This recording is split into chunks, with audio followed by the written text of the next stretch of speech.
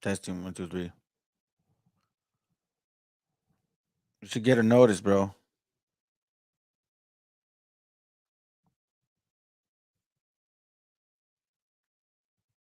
Testing 1, 2, 3. Testing.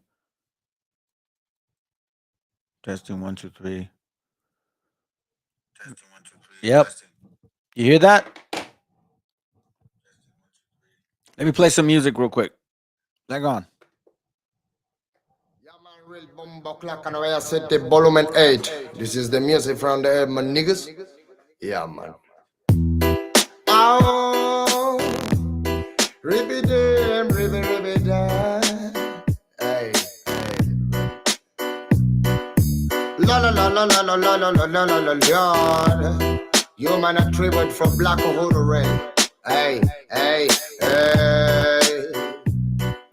Broken microphone, mystic lover sound, a dream of soul. Will my head alone, living in Zion, but Babylon. Broken microphone, mystic lover sound, a dream of soul. Will my head alone, living in Zion, but Babylon. Por soñar soñé que todo cambiaría, por pensar pensé, luchar a sangre fría sin perder la fe, viviendo el día a día, más con sentimiento que marcó mi sinfonía. Darle pan al que no puede comer, darle bendición al que sepa renacer. 3000 errores solemos cometer, pero solo un gran hombre lo sabrá reconocer. Y me di cuenta hoy de tantas cosas, algunas crudas, otras bastante hermosas. Son los más sabios, personas poderosas, no aquellos bastardos que destrozan nuestras prosas. Es la perdición, mala situación de manchar tu corazón por tu mala acción. Dame una razón para darte mi perdón. Siento que tu alma se consume como el humo de este blon. Derramo poesía, arte mensajero que reclamo cada día. Pretendo ser sincero, más comparto mi alegría con todo caballero que mantenga la presión cuando andamos bajo cero. Sentimientos perdidos con calma, malos actos mancharon tu alma. No pide perdón quien dispara el arma, no sabe que un ladrón se bate con el karma. Broken microphone, mystic love sound, the dream of soul. Real my head alone, living in Zion, but Babylon. Broken microphone, mystic lover sound, the dream of soul. Real my head alone, living in Zion, but Babylon. One I can get respect from volume 8. My niggas on volume 8, this is key on the studio respect. Alright. Bad boy kills, criminal of soul or rich. Money is a gun for me. Repay the nation. Below the time like this. Bad boy kills. Criminal of soul or rich. Money is a gun for me. Respect the nation. Below the time like this. Bad boy killers. Criminal of soul or rich. Money is a gun for me. Respect the nation. Oh. La la la la la la la la la la la la. When I can just smoking from the studio of the on. And when I can just your nigga on the floor. When I live a sound. Oh them. Ah. Bye bye rhythm, bye bye sound indeed.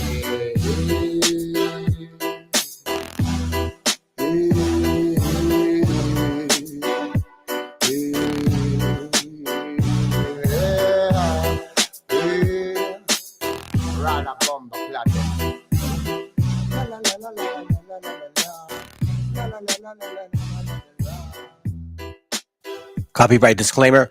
This content does not belong to Bible Chronicles or claim this intellectual property. The content provided today has and always will belong to the content owner. Bible Chronicles does not have any affiliation with the owner of this property. As mentioned, Bible Chronicles did not intend to make use of any material for the purpose of harvesting gain.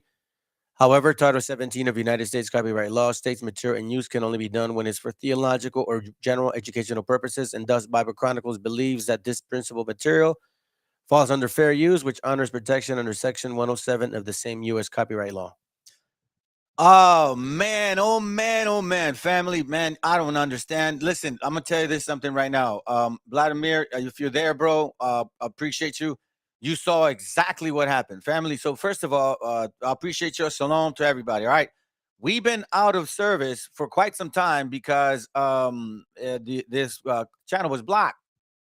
Now I was supposed to be blocked for another. Well, I'll just say it like this: I was using a temporary channel, and that thing bugged out on us today. Vladimir, is that true or not, bro? You can put yes or no, bro. I was starting it just me, Vladimir, and another brother, man, because it's temporary channel. You know, it's like tell subscribers, no big deal. It's just brothers that know me, right? And all of a sudden, man, like I tried to show a video, and boom, it all went buck nutty. It logged me off. I can't log on, and I'm like, what in the world is going on? And then next, Bible Chronicles shows up again. Like, man, y'all understand how excited I am because I waited. We waited. You know what I mean? We waited. We took the hit. And then today, the Most High said, nah, you know what? They're messing with you. Let me open up the doors because the floodgates are coming, family. Oh man, this kind of moves, man. This kind of moves a little bit of this moves the spirit a little bit more. Let's go. Let's start here real quick. I'm just kind of start it. I'm gonna kind of get the feeling of because again, this is a the title is called. Hold on a second. Well, actually, oh, that's right. I haven't even done that here. Oh, so I said something about get ready for the ride.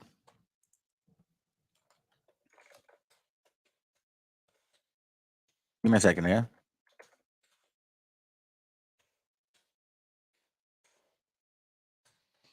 I have put get ready for the ride. You know what I'm saying? Get ready for the ride. Get ready for the ride. Um, because that kind of goes hand in hand. Listen, family, I'm telling you, man, it's been a while. It's been a while, fam. It's been a while that I've been able to use this channel, and that I don't know, man. They were trying to shut me down today with the other temporary one, and I had to wait another week. Just say it like that, and then they showed up. So let me read this. Revelations 14:4 says, these are they which were not defiled with women. So I had to left off with the whole defiling part, right? Defile. It says sully, mar, spoiled. These are not spoiled, profaned, violated, right? Violated by wisdom, by the wisdom of the philosophies, the white or black, especially the black one. For they are virgins,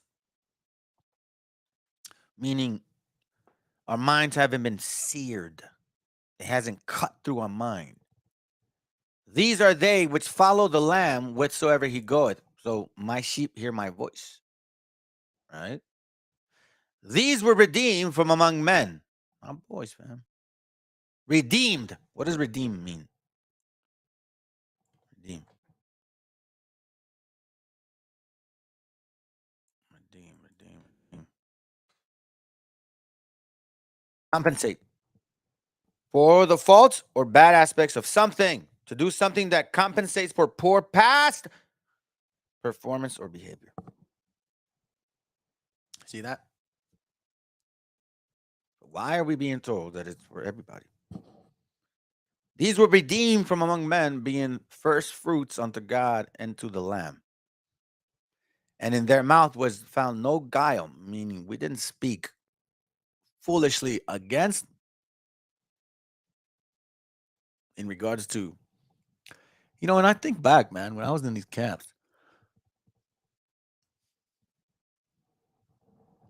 I wonder if I really said anything that was destroying people. I didn't get a really chance to teach out in the street. I was passing flyers just to our gente. That's something I gotta definitely reflect on. I gotta meditate and ask for God for forgiveness in case I ever did destroy anybody. So I'm gonna try to show you guys a video right now. I'm gonna show you the video real quick.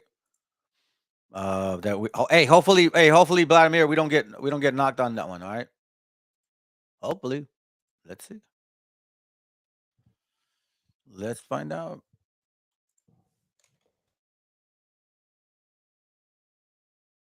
Hopefully, we don't.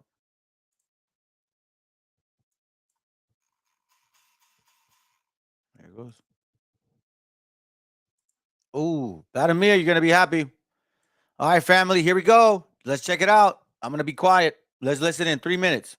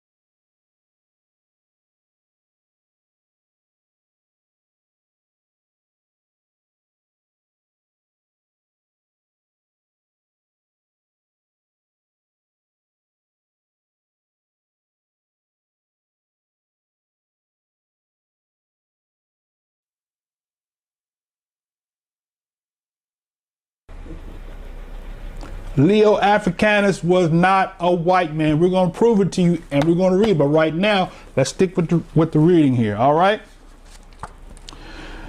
So, for over 1,000 years before the Arameans, who are the Arameans?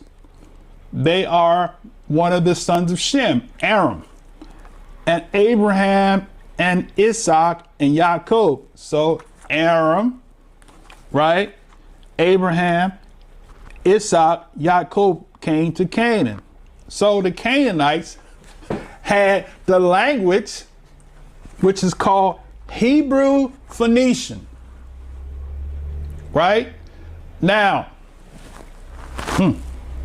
that explains why when Abraham left from Ur of the Chaldees, where they spoke the language called Aramaic, which is the original Hebrew, the untainted Hebrew, that the book of, is it Jubilees, says Hebrew was the language of creation.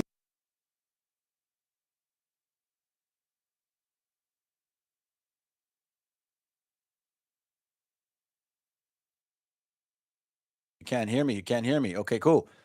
All right, so let me read this real quick. It says, and I opened his mouth. Oh, Jubilees 12:26. And I opened his mouth and his ears and his lips, and I began to speak with him in Hebrew in the tongue of creation, of the creation. I can agree with that, right? I don't necessarily subscribe to Jubilees, but I can agree with that statement. So let's continue. We read that in another lesson. All right. So since Hebrew is the language of creation, according to the book of Jubilees, The Canaanites spoke a derivative of the language which was called, as he says here, Hebrew Phoenician. Oh, my mercy. Going back to the page 106. The Hebrew Phoenician merchants from the cities of Sidon and Tyre controlled the trade along the Mediterranean coast for more than 1,000 years before there were any economic treaties made with the Israelites. The Hebrew speaking, y'all better hear me. Remember Melchizedek, whatever you want to call him, was a Hebrew priest that kept the covenant of Yah before there was a Hebrew Israelite Abrahamic nation. This is what he's alluding to.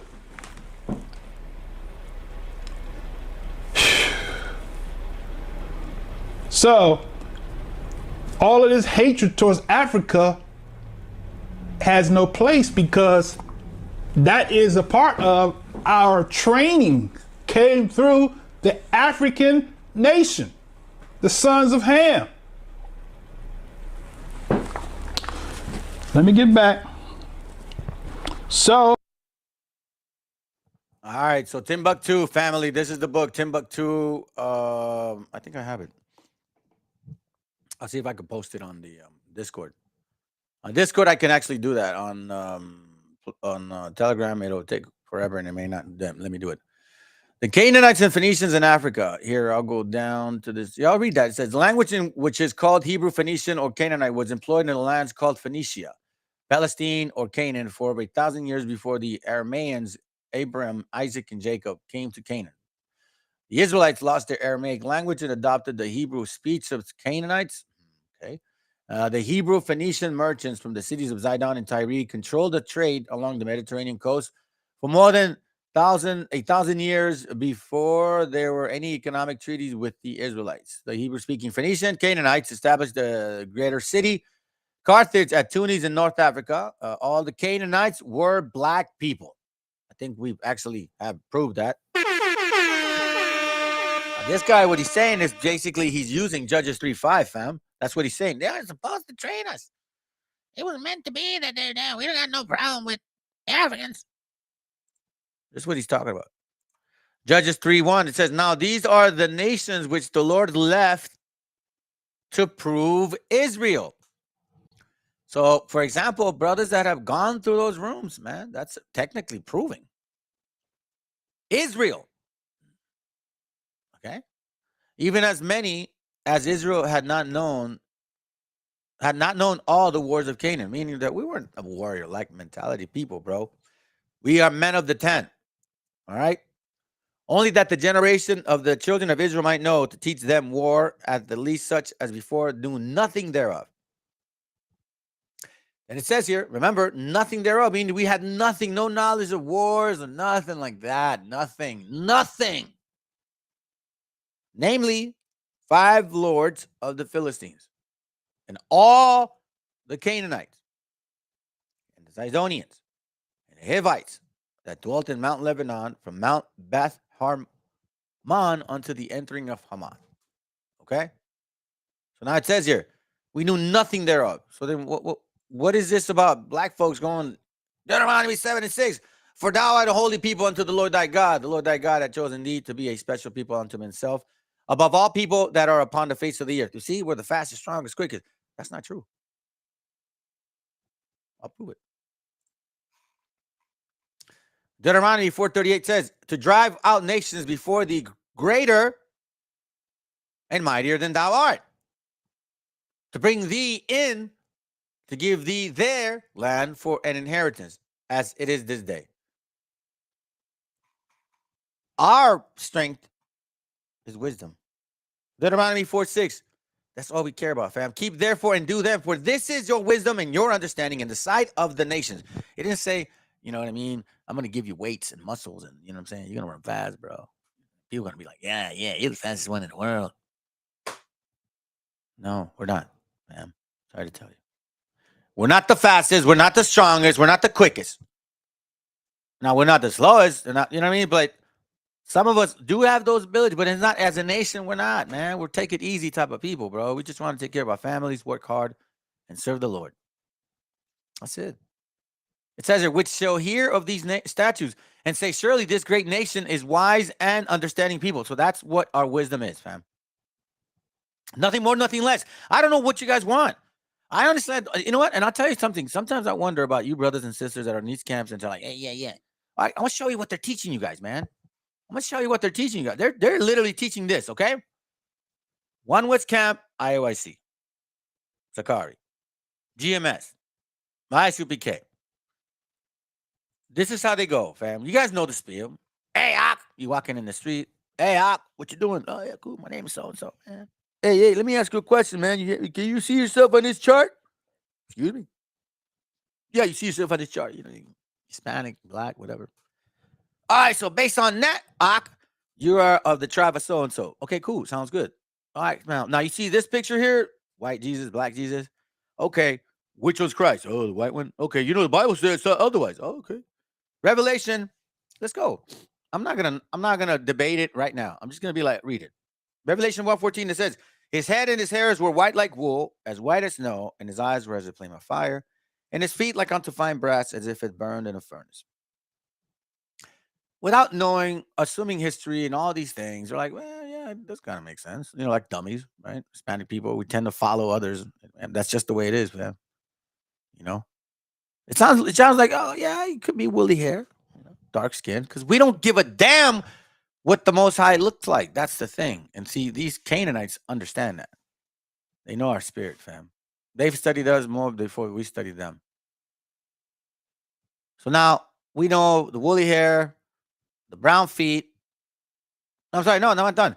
His head and his hairs were white like wool, as white as snow, and his eyes were as a flame of fire, and his feet like unto fine brass. All right, so now it's like, sounds like a black man, sounds like an African American.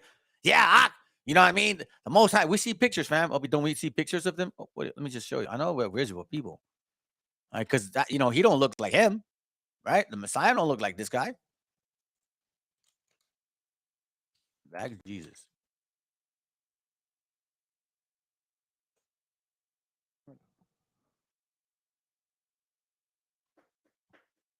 Oh, my God. This is even worse.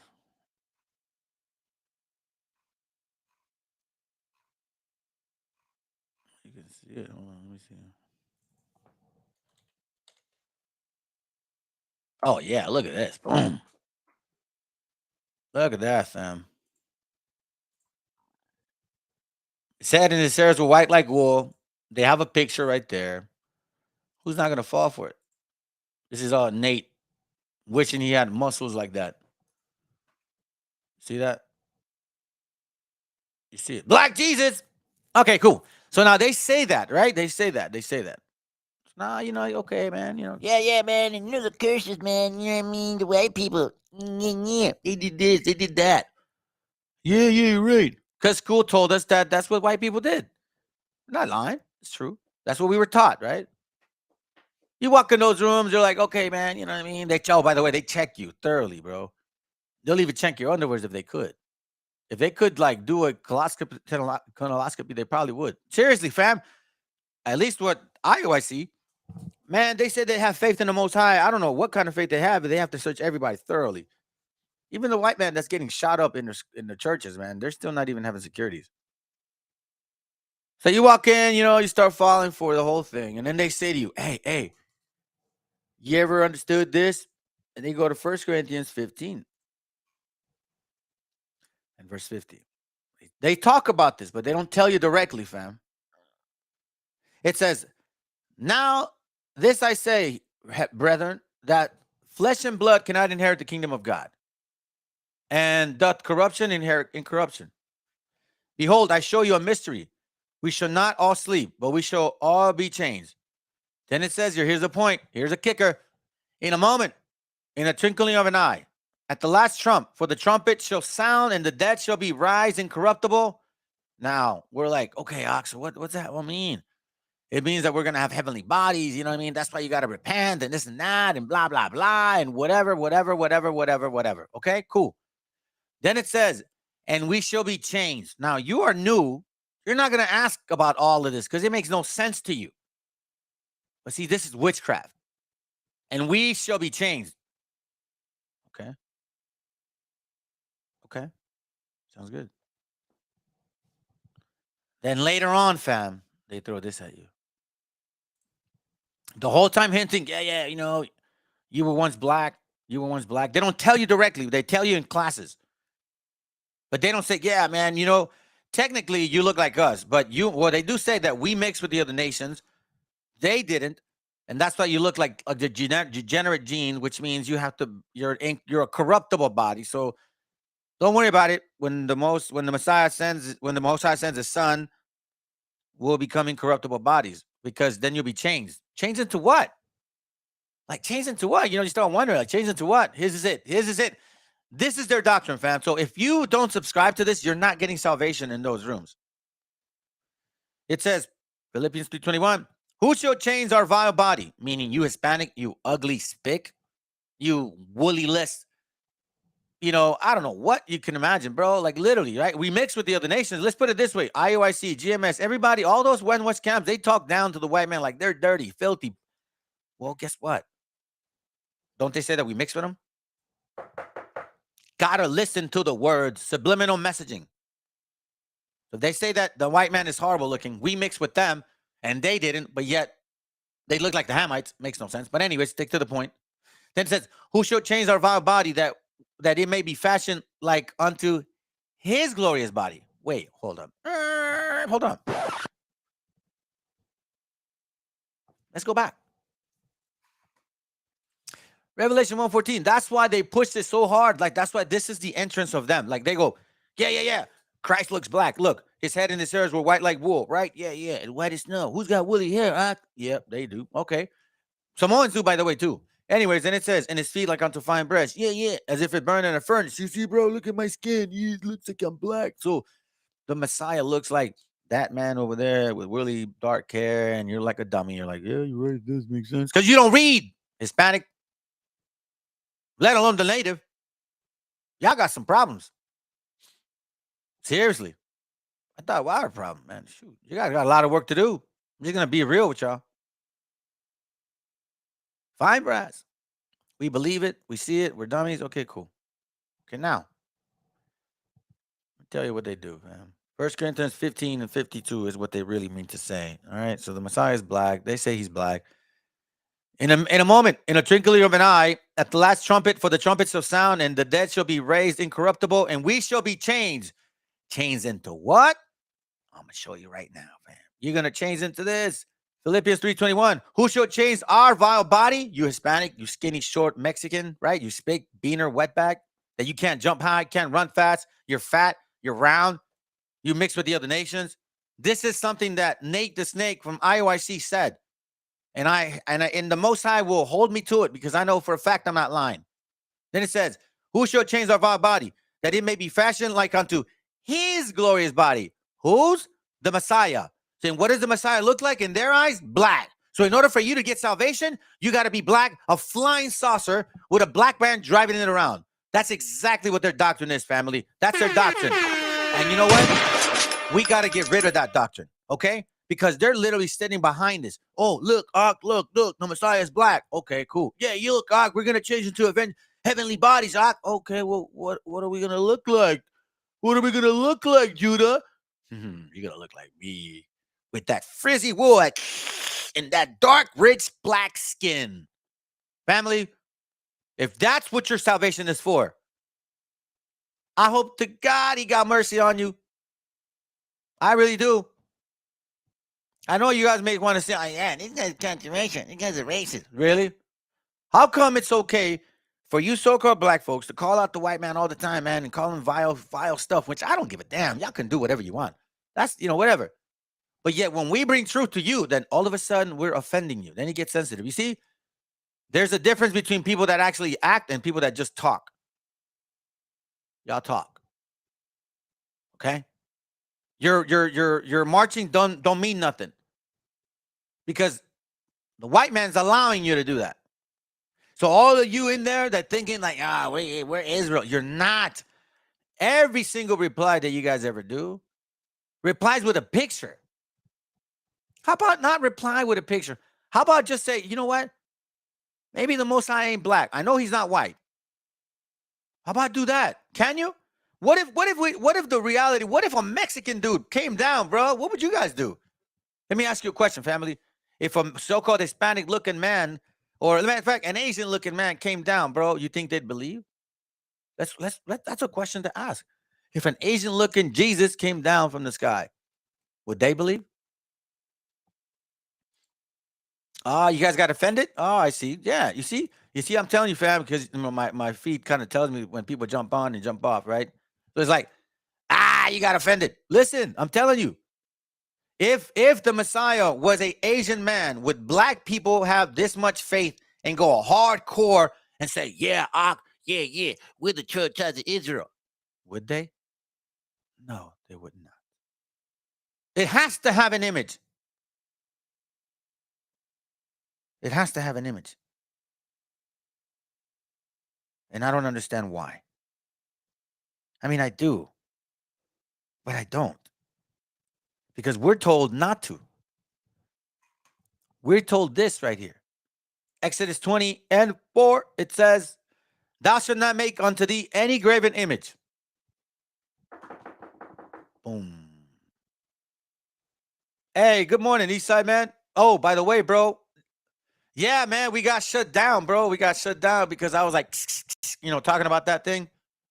And I kind of risked it too, man. I was like, let me try it. I want to show my family. Like, I want to show them, bro. Like, they need to see this. Hey, listen. But these week and a half, man, a lot happened. A lot happened, fam. A lot happened. And Vladimir, I don't know who else is in there. Julio. Hey, Julio, good morning, bro. My bad, man. I'm not even paying attention. You know how I get, bro. I get in my classes, man. A lot has happened, Eastside. The contractions are shorter now, meaning that they're coming closer and they're extending. I cooked up a server, right? This server is going to allow us to show classes that you can how can I say this? Classes that obviously certain channels, certain platforms won't let us see. Matter of fact, here, let me show you something, bro. Let me show you something, man. Let me show you something. Give me a second, fam.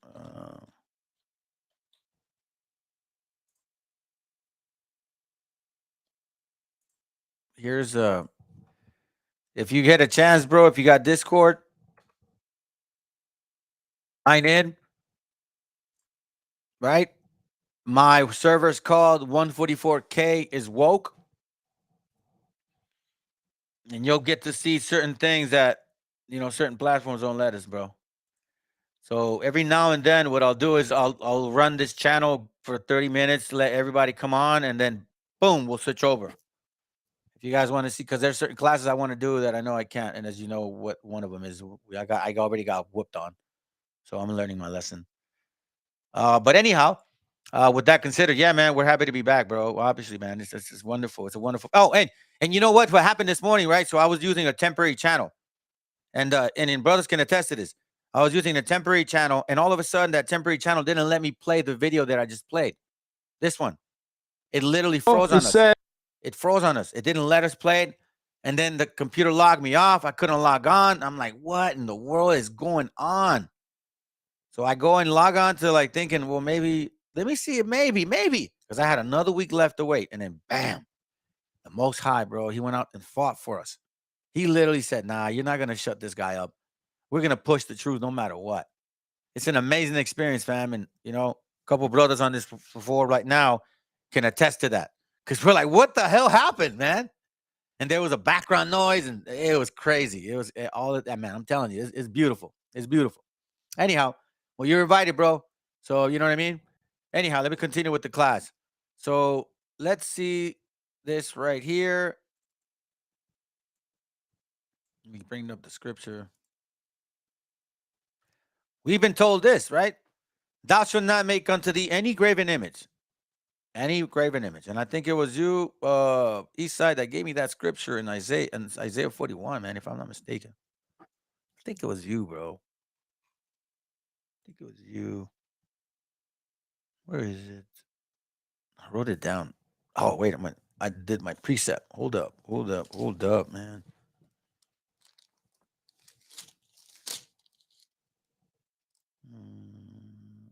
44:9. See, I wrote it down, bro. I wrote it down.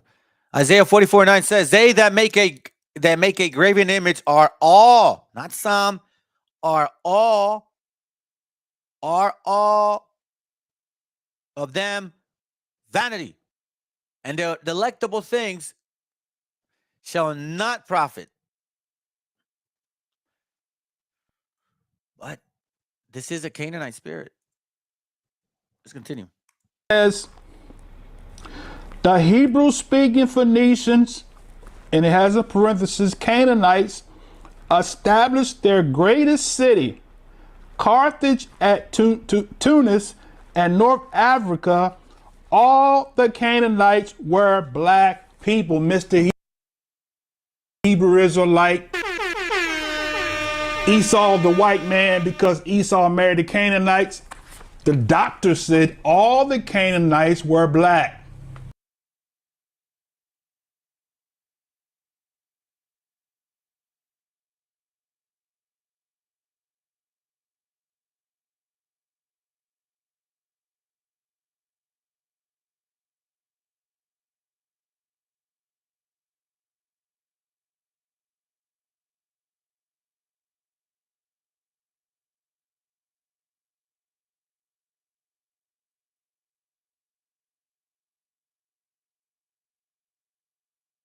But there is a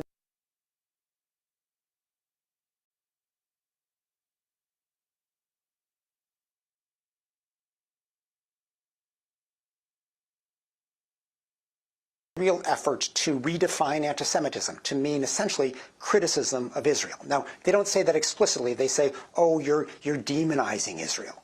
But, of course, human rights advocacy is about demonizing abusive governments. When Human Rights Watch reports on abuses and publicizes them, we are trying to demonize governments around the world. That's what we do. That's how we shame governments and pressure them into changing. So to say, oh, we're demonizing Israel, therefore we're anti-Semitic, is basically saying, don't criticize Israel. And, we're not going to fall for that ploy, but it worries me because it's cheapening the very important concept of anti-Semitism. Anti-Semitism is a real, vibrant threat. But if it is dumbed down to mean just any criticism of Israel, people are going to stop getting outraged about anti-Semitism and think, oh, this is just the abusive Israel government or its supporters trying to defend Israel. That it would be a shame for the effort to combat anti-Semitism.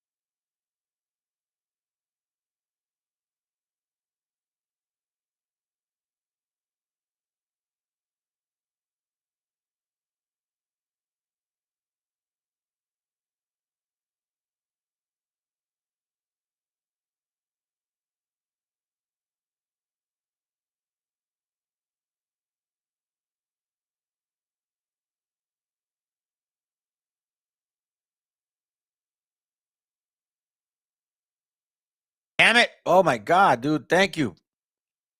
All right. So here we oh Rich, hey, good morning, bro. Shalom, my beloved brother. Hey, you know I sent you a message on Discord, right?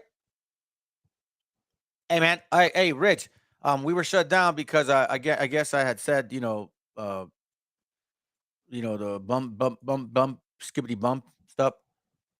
And I was on a temporary channel for a while, and you know what I mean? We got bumped back on early. The Most High did some magic for us. So we're on Discord, and I invited you over because I got some plans. And hey, by the way, family, Rich was the one that suggested Discord. Okay, so obviously, all praises to the Most High that the brother, the elder of ours, because he's older than us. He you know what I'm saying? He hooked it up, man. He hooked it up. All praises. All right, so we're back on. Let's kind of go back into the rhythm, family. Again, I'm gonna play this. It's been a while.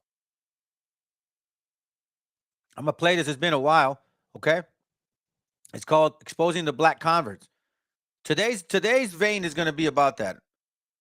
And if I could, man, I'm excited, family, about this whole thing. So I may just go more than 2 hours, depending on what my emails tell me this morning. Okay. So let's go ahead real quick. I want to show you something. Hold on, before I start, let me show you something real quick. Where are you?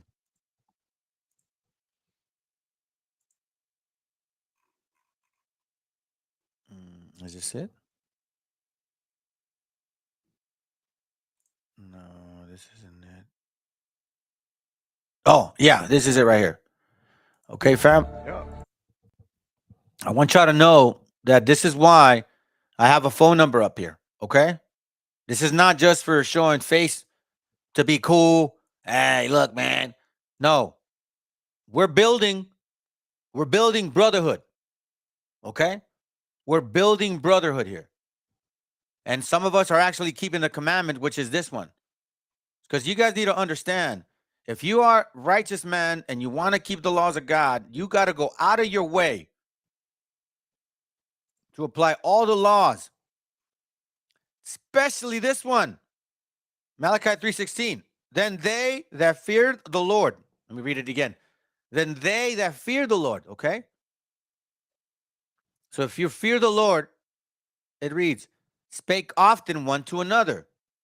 So you don't talk to each other or communicate because you usually like each other or because you think it's cool. No, because you fear the Most High, okay?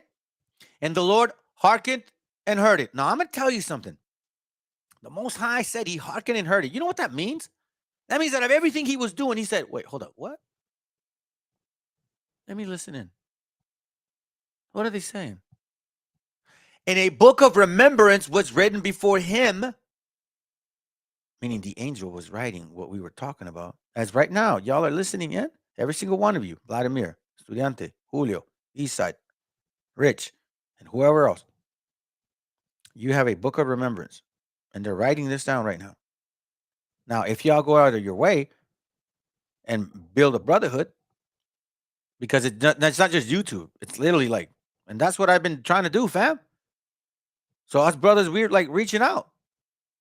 A book of remembrance was written before him. Written before him for them that fear the Lord and that thought upon his name. So if you fear the Lord, you're gonna Malachi 3:16, your brothers. Why? Because remember, the last 6 are dealing with brotherhood of the 10 Commandments. Dealing with brotherhood. Thou shalt not steal, not kill, commit adultery, covetous, whatever, right? Matthew 18:15, easy to use. Easy to use. Galatians 6:1, easy to use. You won't be able to achieve Matthew 18 properly if you don't communicate often and build. You'll listen to a friend before you hear an enemy. So how do you prove a friend, right? But then you at the same time you're keeping the laws of God. They that fear the Lord spake often one to another. Why else too, fam? Why else do you think it matters? This is why it matters too. Okay, they talk about this often. Watch this. Yeah, out there on his own. Some of y'all out there on your own, you've been hurt, people abused you.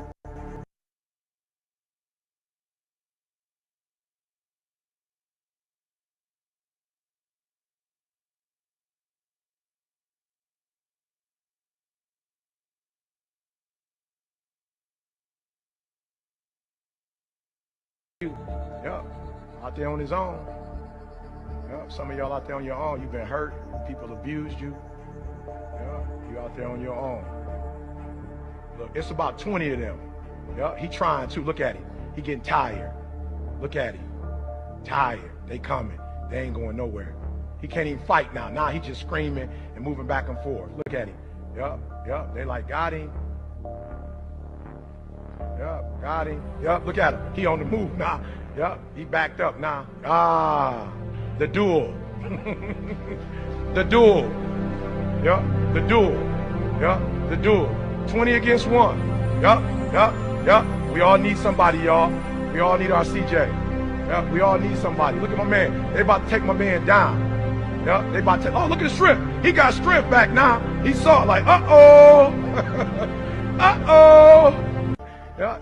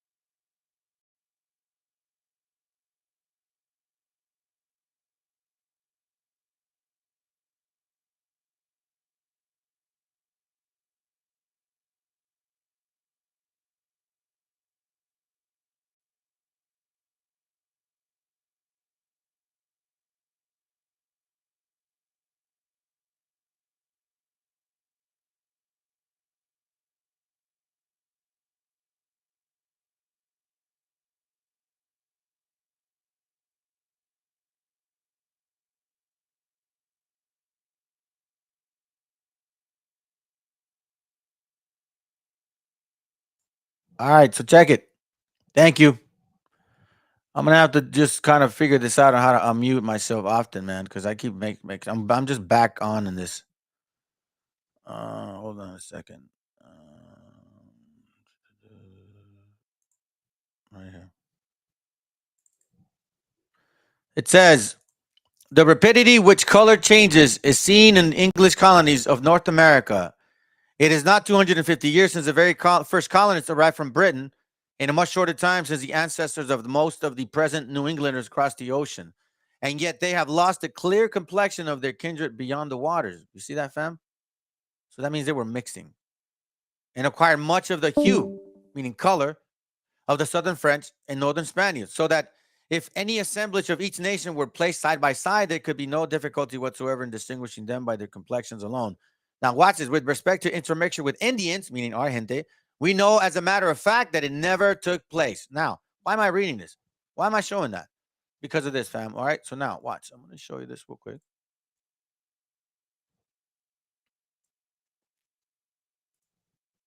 Look. Which is one. Oh no, that's not it.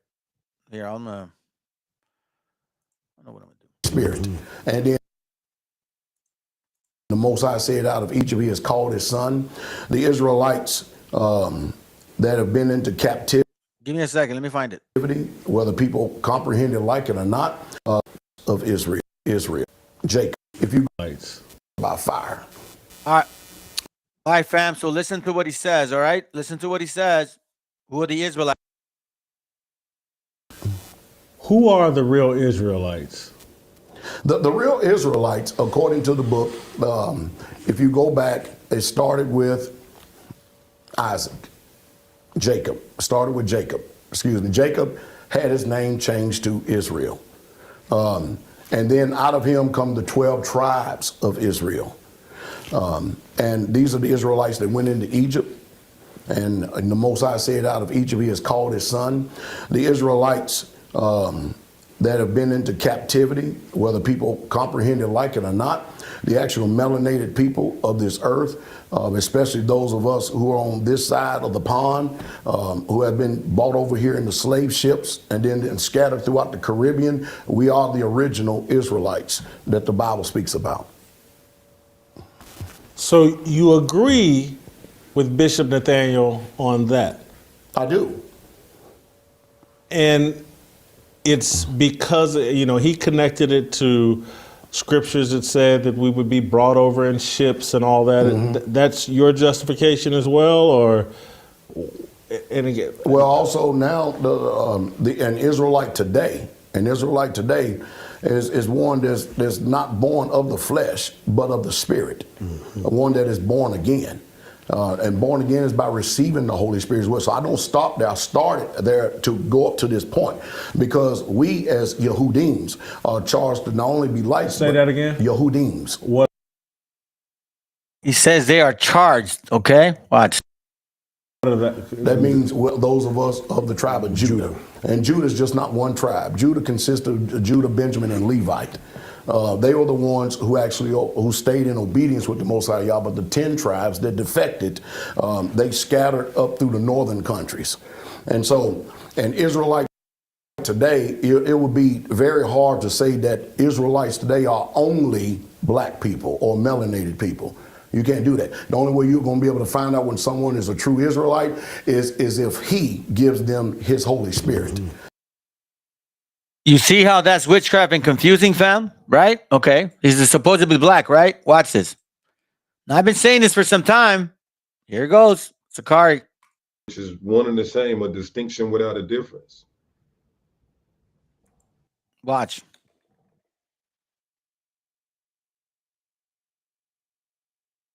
Individual left past. Here it goes. Well, I guess you can say he is the enemy. And no more. We'll see. But all praises to the Heavenly Father. Hallowed be his name. Peace and blessings to y'all in the chat. Peace and blessings to y'all that will be watching the post recordings. I know why everybody's here. Everybody's here to watch me cook. Let's just be honest. Everybody's here to watch me cook. And boy, am I good with the spatula and the cast iron pan. Boy, you know, open rebuke is better than. I want to start this by saying it's not necessarily. This isn't necessarily about Pastor Dow being an Edomite. It's not necessarily about. What did he just say? What did he say? Fam, they usually say a so-called black man, they call him Jake, right? They don't call him a Canaanite nor an Edomite, but he called him a Edomite. Edomite. Like the song. Edomite. Let's listen again. But wait a minute. Wait.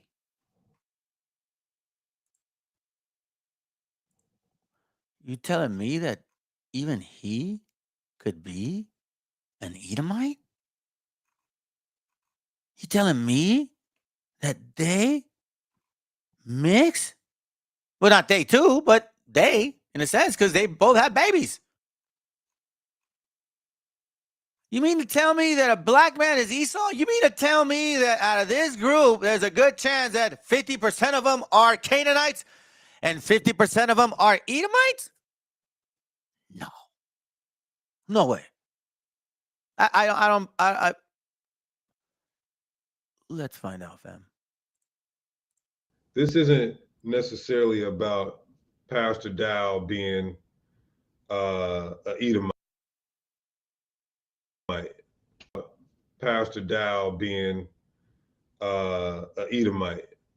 It's not necessarily about Pastor Dow being an Edomite.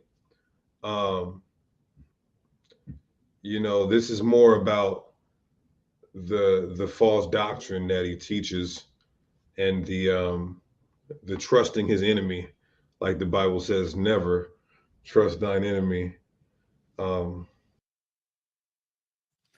Hey, Julio, can you hear? Can you hear it? Can you hear sound or what's up? You said no sound. Is it me no sound or that or the actual video? Because I think my understanding on my end, I think it works, man. Y'all scaring me, man. Y'all scaring me. Hello, hello. Yeah. Yeah, you guys are scaring me, bro. You guys are scaring me. You guys are scaring me. Please don't do that. Anyhow, let's go. Just simple bread and butter.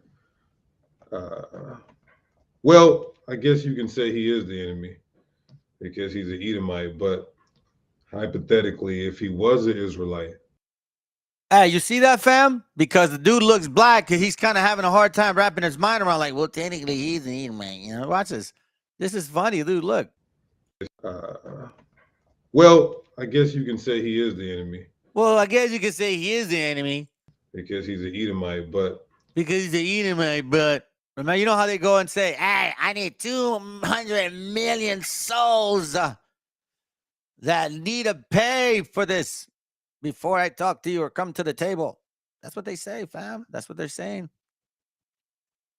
I find it so interesting and ironic because for the last 6 months, I've been saying black people are white and white people are black.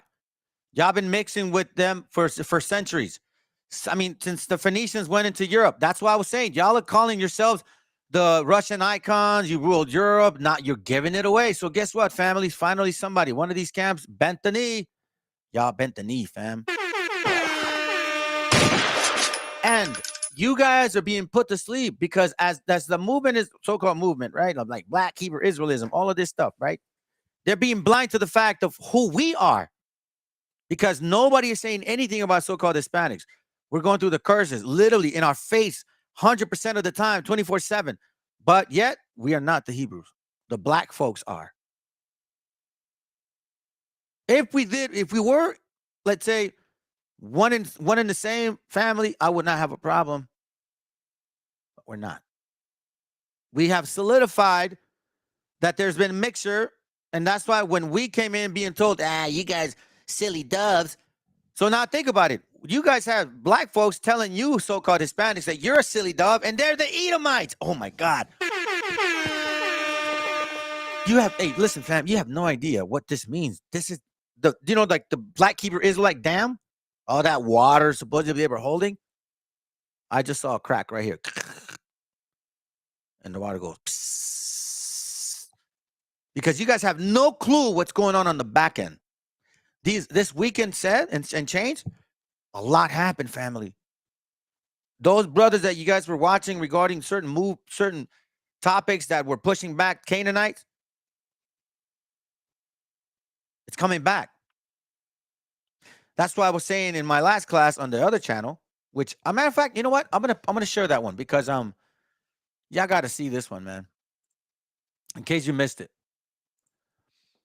Well, let's start off with that class. That's actually I can't get that class. Oh no, wait a minute. Maybe I can. Hold up. Maybe I can get that class. Hold on a second. I'm gonna go to my channel. Let me see. Water. Let's see. Hold on a second, fam. 2 days, 1 day. Is it this one? So Earth also. Give me a second. I'm trying to find it because I want to prepare for y'all. Okay, what we there? I'll find it where it's going. Okay, fam. So let's continue watching this.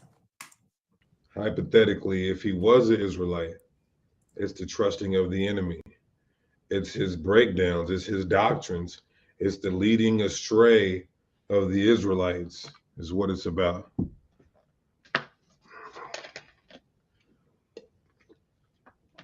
So let me just give a quick, before we get into this, I want to give a quick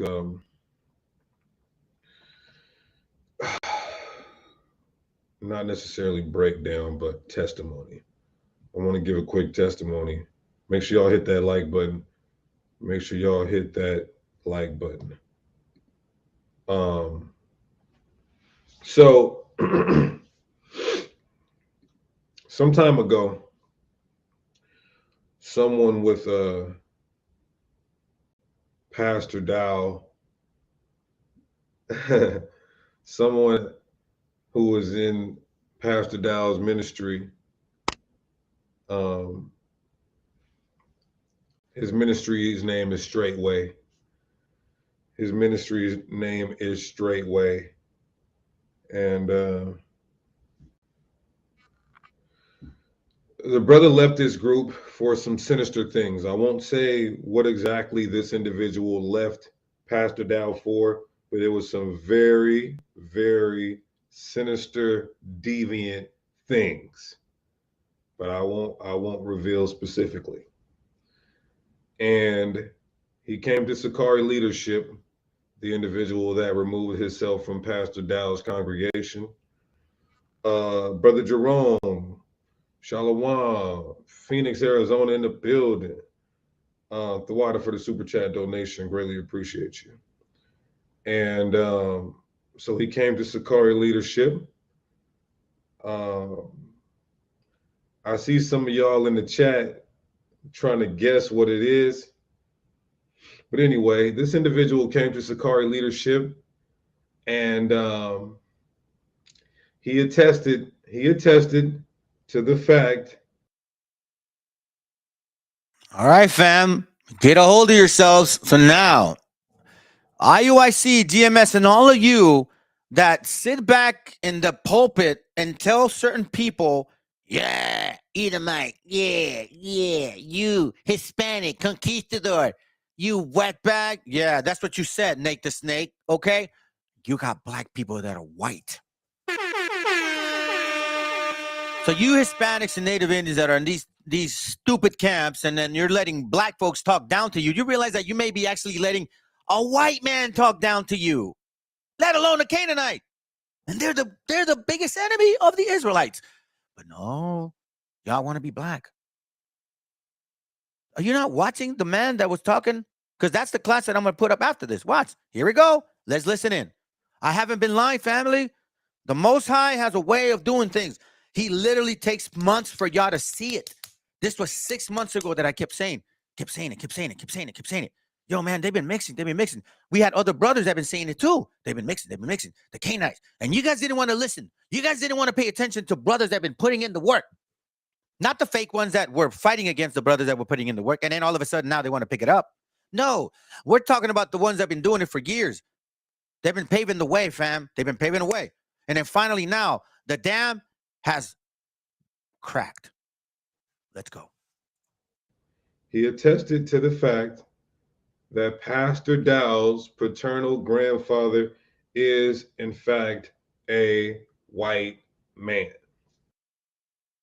Father is, in fact, a white man. You see that? Look. It all makes sense. See, look. It's so hard. I'm gonna tell you this right now, fam. This is what I think. I think because we've had a lot of things going back and forth, especially with people from that school, certain people. I myself, not a lot in regards to debating, but I've been posting a lot. So I can assume that these guys are young. They're not stupid. They're smart kids. Younger men are a little easier, more flexible to kind of roll with the punches. What I think they're doing is they're softening what's coming. Yeah, we kind of knew that already. No. It means the real Hebrews are waking up and y'all are feeling it. You're seeing them coming. Let's go. Maybe I might be wrong. Maybe. I guess it's my opinion. Well, let's go. Why he fights so hard to make white people be able to be in his congregation or be in our faith, our truth, our culture, our heritage. You hear that, fam? Our culture, our heritage. You know, if he was a white guy, he'd be laughing like, and Edomite this and Edomite that, and I'm gonna slave you. But he ain't saying that. Is he saying, well, he's a Edomite, you know what I mean? It's not really that. Is the doctrine. So what are you saying? That your problem isn't with white people, your problem is the doctrine? One more minute, and then I'm gonna move on to my class. It makes all the sense in the world when you're looking in the spirit.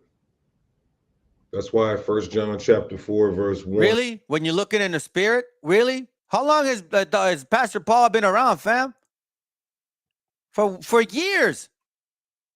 So now all of a sudden, it's in the spirit. No.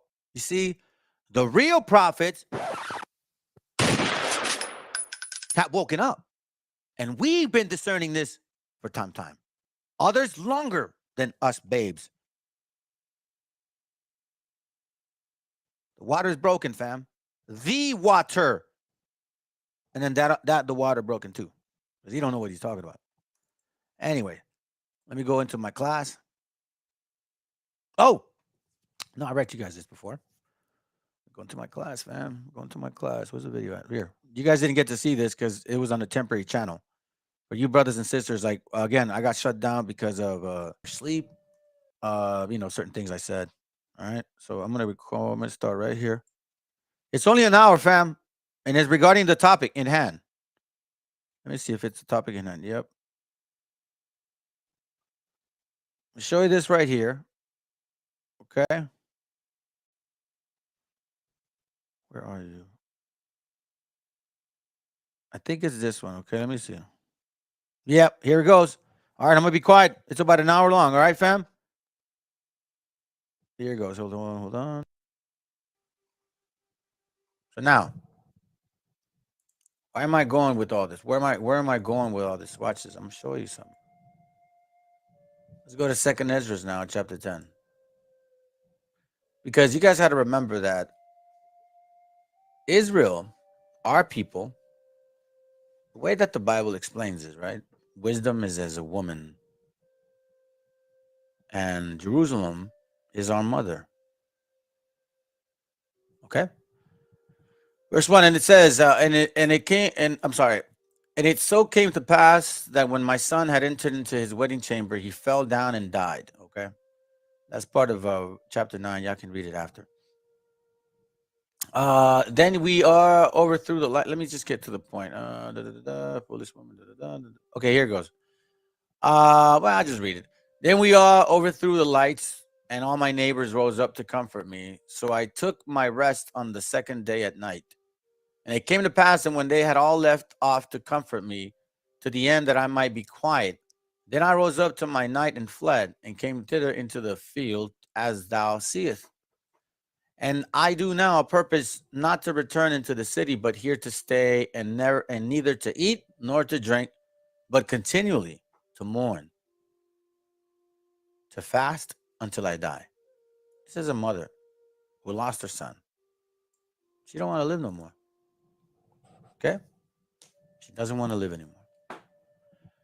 Then left I the meditation wherein I was, and spake to her in anger, saying, Thou foolish woman, above all others, seest thou not our mourning, and what happened unto us? Like, you're complaining about your son, but you don't realize that Israel lost a lot of sons? How that Zion, our mother, is full of all heaviness. You see that? Zion is our mother, fam. You know, that's why that whole concept of the Mother Earth, there is something to it. You know what I'm saying? There's something to it, family. It's not like it's not. How that Zion, our mother, is full of heaviness. Now, what exactly is a mother? Zion, our land. Keep this in mind. Our land is full of heaviness, and much humbled, mourning very sore. Now, seeing we all mourn and are sad. That's why Jeremiah 14:2 has nothing to do with color, fam. It's mourning. It's repentance. Anyhow, it's besides the point. For we all in heaviness, and art thou grieved for one son? See? Everybody is heavy because Israel has lost lots of our gente. And you hear this woman is complaining about one son? For real? Well, hold on, fam. Don't be judging yet. Watch this. For ask the earth, and she shall tell thee that it is she which ought to mourn for the fall of so many that groan upon her. For out of her came at the first, and out of her shall all others come. And behold, they walk among all into destruction, and a multitude of them is utterly rooted out. Who then shall make more mourning than she that has lost so great a multitude, and not thou, which art sorry but for one? So he's saying, listen, you're over here talking about, complaining of one son, but if you realize, like Mother Earth, like Jerusalem, our Mother Earth, she's lost many sons. And then when they're born into destruction. Right? Then it says, but if thou sayest unto me, my lamentation is not like the earth's, because I have lost the fruit of my womb, which I have brought with pains and bear sorrows. But the earth not so. For the multitude present in it, according to the course of the earth, is gone as it came, meaning the earth abideth forever. Then said I unto thee, like as thou hast brought forth with labor, meaning just like how you brought children, even so earth also has given her fruit.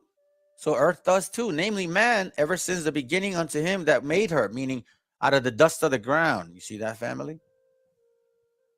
Verse 15. Now therefore keep thy sorrows to thyself, and bear with a good courage that which has befallen thee. For if thou shalt acknowledge the determination of God to be just, thou shalt be both receive thy son in time, and shall be commended among women. Go thy way then into the city to thine husband. And she said unto me, that will I not do. I will not go into the city, but here will I die.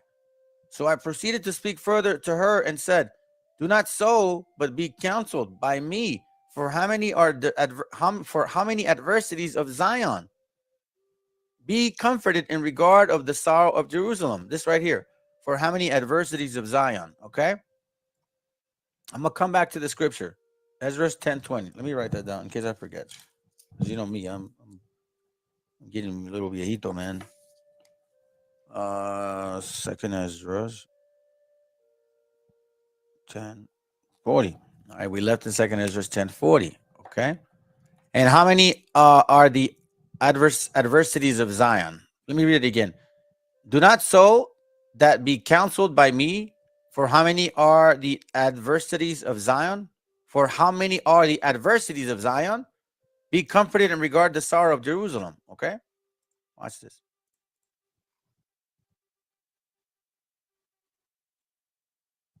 It says here, Daniel 9:11, it says, yea, all Israel has transgressed the law, even by departing, that they might not obey thy voice. Therefore, the curse is poured upon us, and the oath that is written in the law of Moses, that servant of God, because we have sinned against him. Okay, watch this. And he had confirmed his word, which he spake against us and against our judges that judge us, by bringing upon a great evil. For under the whole heaven had not been done as had been done upon Jerusalem. See that, family? That's why it says that there. That's why it says that in 2nd Ezra 10:40. No, not there.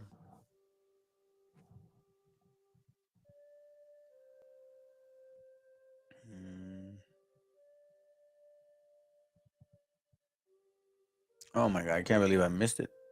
Look upon me. Hold on a second, fam. Appear no more. Okay, here it goes. Came to pass while I was on the behold, the face sudden sign. Okay, and pastry. What? How can I have been lost? Okay, here it goes. Verse 10:20. Sorry, I don't know why I put 40. Do not so, but be counseled by me. For how many are the adversities of Zion? You see what I'm saying? Daniel mentioning Daniel now is saying that we've had it really bad, fam. Ain't no other nation had it bad, right? Be comforted in regards of the sorrows of Jerusalem. For thou seest that our sanctuary is laid waste, our altars broken down, our temples destroyed, meaning all our gente is upside down. Our psaltery is laid on the ground, right? Our songs is but put silent. Our rejoicing is at the end. That's why we sing sorrows all the time, family. Maybe skip it to get a little bit of the point here, okay? Verse 25. And it came to pass that while I was talking with her, behold, her face upon a sudden shine exceedingly, and her countenance glistered, so that I was afraid of her, and mused what it might be. And behold, suddenly she made a cry, a very great cry, very fearful, so that the earth shook at the noise of the woman. And I looked, and behold, the woman appeared no more. The woman appeared unto me no more.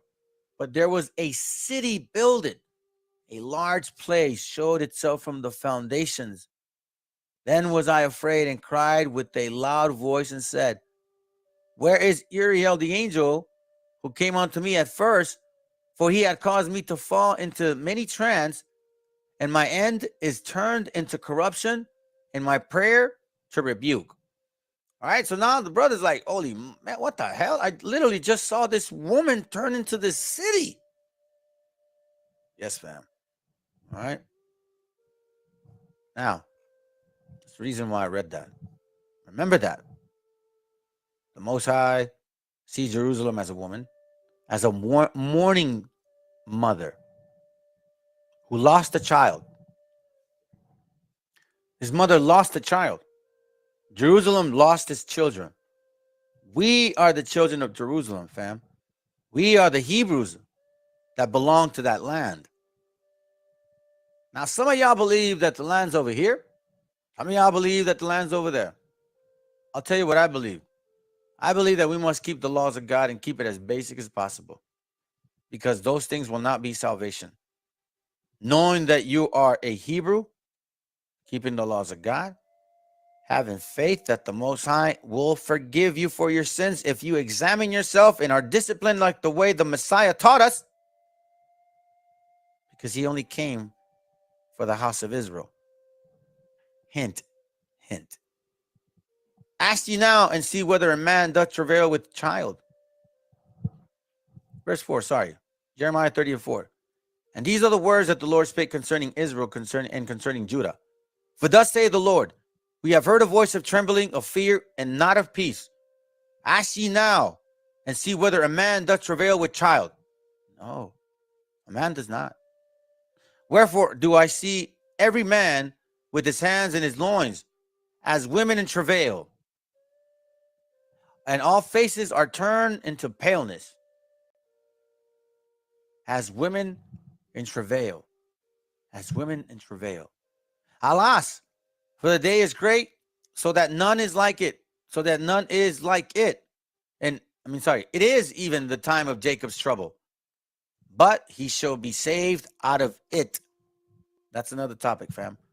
For it shall come to pass in that day, saith the Lord of hosts, that I will break his yoke from off his neck, and I will burst thy bonds, and strangers shall no more serve themselves of him. Let me read, go ahead down. But they shall serve the Lord their God, and David their king, whom I will raise up unto them. So remember, family, Jerusalem is a woman. She's in mourning. She lost children. However, she's pregnant again.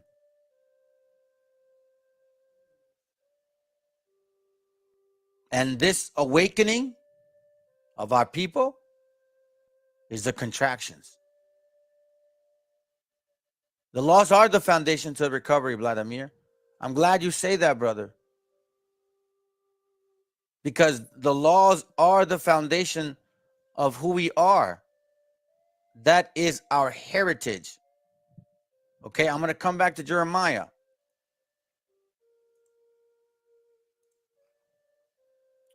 Sirach 17:11. Besides this, he gave them knowledge and the law of life for a heritage. The law are the foundation to recovery, meaning to being reborn again. All right? Let's go back to Jeremiah. Jeremiah chapter 30, verse 4, it says, and these are the words that the Lord spake concerning Israel and concerning Judah. Okay? Now let's go to verse 8 again. For it shall come to pass in that day that saith the Lord of hosts, that I will break his yoke from off thy neck, and I will burst thy bonds, and strangers shall no more serve themselves of him. Verse 6, ask ye now, and see whether a man doth travail with child. Wherefore do I see every man with his hands on his loins, as a woman in travail. Israel is in travail, family. I don't know whether you believe it or not, but they is in travail.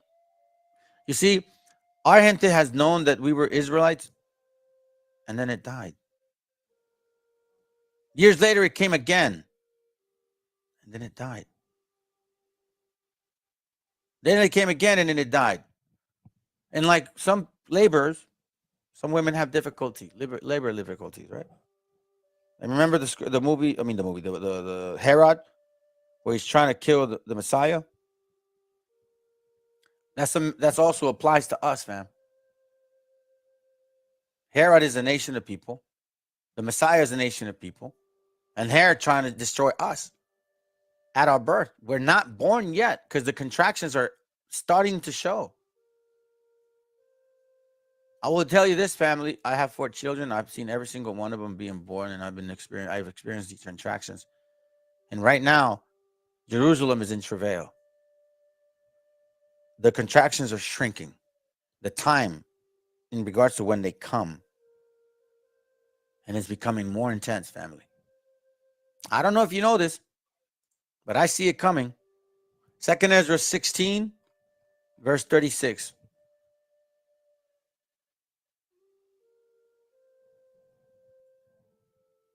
Second Ezra 16:35, it says, hear now these things and understand them, ye servants of the Lord. Y'all are the servants of the Lord, fam. Behold, the word of the Lord, receive it. You see that? Behold, the word of the Lord, receive it. Meaning drink it. Meaning bite it. Meaning study it. Meaning absorb it. Live it. Sweat it. Have everything about it. You cannot be stinking. You cannot stop thinking of the word. Believe not the gods of whom the Lord spake. Meaning the imagery. the false prophets. Behold, the plagues draw nigh and are not slack. As when a woman with child in the 9th month bringeth forth her son, with 2 or 3 hours of her birth, great pains compass her womb. Which pains, when the child cometh forth, they slack not a moment. Family, the pains are coming more often. The pains are coming more often. The brothers have been passing the baton over to us every single. We haven't even noticed it, and I'm looking at it, and it's like I see it now. The baton's been passing over. And I'm gonna tell you something. Just like a dam. Right now, you're seeing basically the dam cracking. The water going. Oh yeah. The contractions are coming. There's the separation between them are starting to really take place. And just like the plagues, so is our rebirth. Even so shall not the plagues be slack to come upon the earth. Because remember, family, as you guys repent, those spirits that you guys have in your flesh, they're not gonna like being there because you're keeping the laws of God in your spirit, in your spirit, right? And their job is to push your spirit to sin. So if they can't push your spirit to sin, they're gonna go somewhere else. And they're plagues. Even so shall not the plagues be slacked upon that to come upon the earth. And the world shall mourn, and sorrow shall come upon it on every side. Like, remember the whole concept of the yin and the yang? Come on, fam. All knowledge and wisdom of this world comes from us. I don't care what people say. All of it, every single one of it comes from us. As you repent, as you prepare, you don't believe me regarding the spirits? If you read Mark 5, I'm not going to read it. Talks about the man that has legions in him. Messiah then takes those legions and they say, like, no, don't send us away. Put us in swines. Okay. You realize that the human body is almost the same as a swine's body? That's why it's unclean. That's why you're supposed to cleanse yourself. The exterior aspect was the schoolmaster, fam. I might be going way overboard with y'all, but y'all stick with me because I love you. And I'm going to share these things with you to understand what our birthright is and our being born again process. Verse 38, as when a woman with child in the 9th month bringeth forth her son. So what happens? With 2 or 3 hours of her birth, great pains compass her womb. 2 or 3 hours, 2 or 300 years. Right?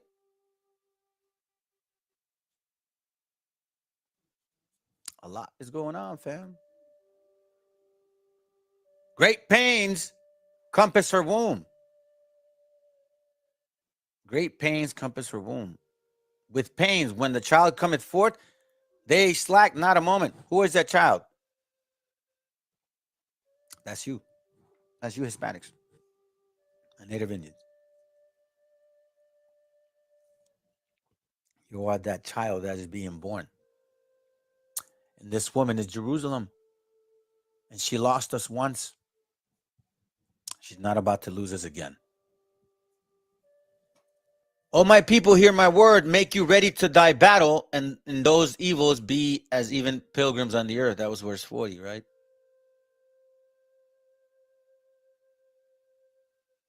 Family, you are in the most beautiful time to be alive. For real.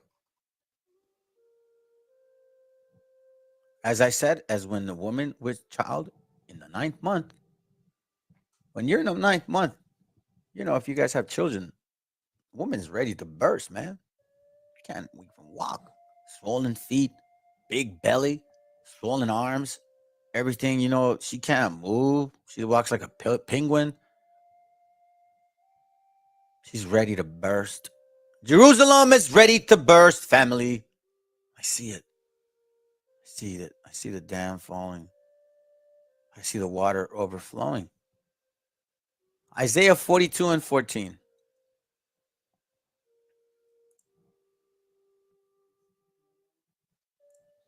Isaiah 42:14, and it reads, I have long time holding my peace. I have been still and refrained myself. Now will I cry like a travailing woman. She's been holding her peace for some time, fam. She ain't doing it no more. I have been still and refrained myself. She has seen our gente going through pain, fam. So-called white man and their destructive laws. And the so-called black man claiming our heritage, laughing at us. Now they're saying that we don't belong here. I'm going to stay to the vein, fam. I have long time holding my peace. I have been still and refrained myself. This is Jerusalem speaking. Now will I cry like a travailing woman. Why? Because their children are being attacked in her womb. They're trying to destroy us, family. They're not wanting us to be born again. Being born again is coming back to your heritage. It's a combination of things. That's not the only part. Micah 4:10, watch what it reads. It says, be in pain and labor to bring forth, O daughter of Zion, like a woman in travail. Y'all got to do the work too, fam. It's got to hurt. It's going to hurt. We've been through a lot, man. Some of us that went to One West, some of us died in One West. And I mean it, like, went back to sleep. Some of us ended up, like, really cursing our spirit, gave up on the Most High. They didn't realize that Judges 3:5 is a legitimate scripture, that they're there to test us. They are the main enemy. Be in pain and labor to bring forth, O daughter of Zion, whether it's Edomites or Canaanites. Be in pain and labor to bring forth, O daughter of Zion, like a woman in travail. For now shalt thou go forth out of the city, and thou shalt dwell in the field, and thou shalt go even to Babylon. There shalt thou be delivered. What? Right? Let me show you something. Let me show you something, my friends, my beloved family. No, that's not what I'm gonna show you. Hold on. Let me see.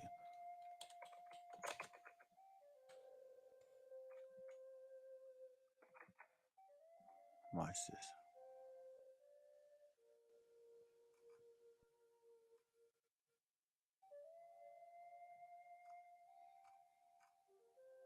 Watch this real quick. Give me a second, fam.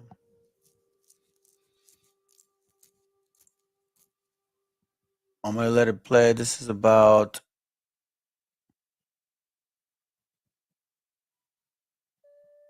3 minutes.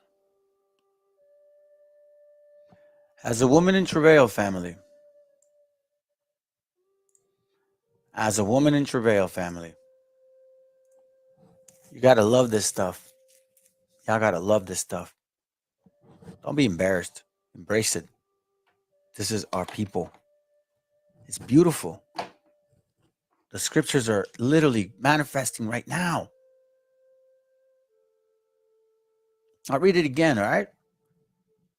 Be in pain and labor to bring forth, O daughter of Zion, like a woman in travail. For now shalt thou go forth out of the city, and shalt dwell in the field.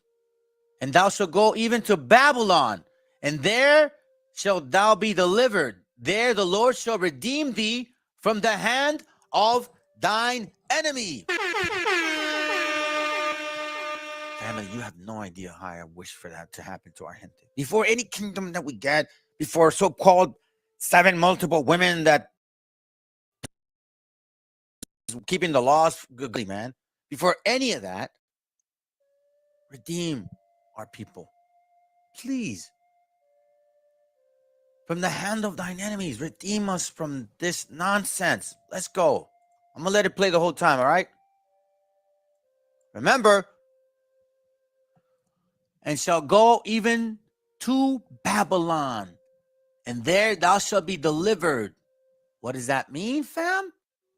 Let's watch this, and then I'm going to read to y'all Hosea 1. Matter of fact, yeah, let me read this to you. Let me watch this with you guys. Watch. I'm going to let it play. Let's go.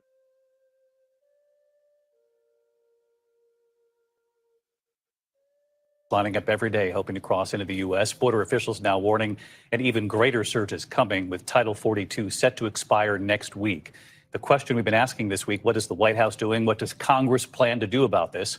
Martha Raddatz in Texas tonight, flying overhead with the governor there, who is warning of total chaos to come.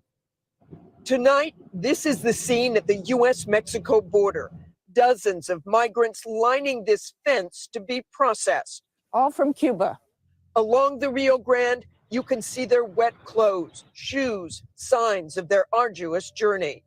But despite miles of fences, miles of border, and the National Guard along this border, you can just look right there, drive down. There's the river. That's Mexico just on the other side.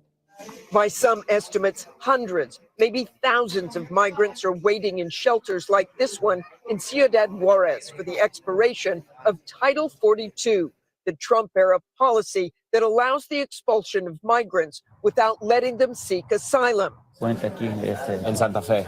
Our Matt Rivers met Carlos in Ciudad Juarez. He was sent back to Mexico after crossing into El Paso earlier this week. No dijeron nada. They put them in a bus and they didn't say anything. Solo nos trajeron al puente and they brought them to the bridge and then he crossed back over here. He is one of the 2,500 migrants crossing into El Paso every day. Mexico's just over that river. Correct. We surveyed the border with Texas Governor Greg Abbott.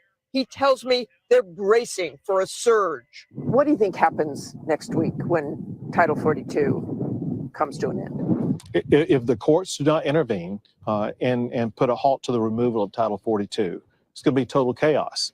DHS has predicted as many as 18,000 people could cross the border every day if Title 42 expires next week. So let's bring in Martha Raddatz live in Texas for 18,000 people every day, family. So let me read it again. Micah 4:10, be in pain and labor to bring forth, O daughter of Zion, like a woman in travail. For now shalt thou go forth out of the city.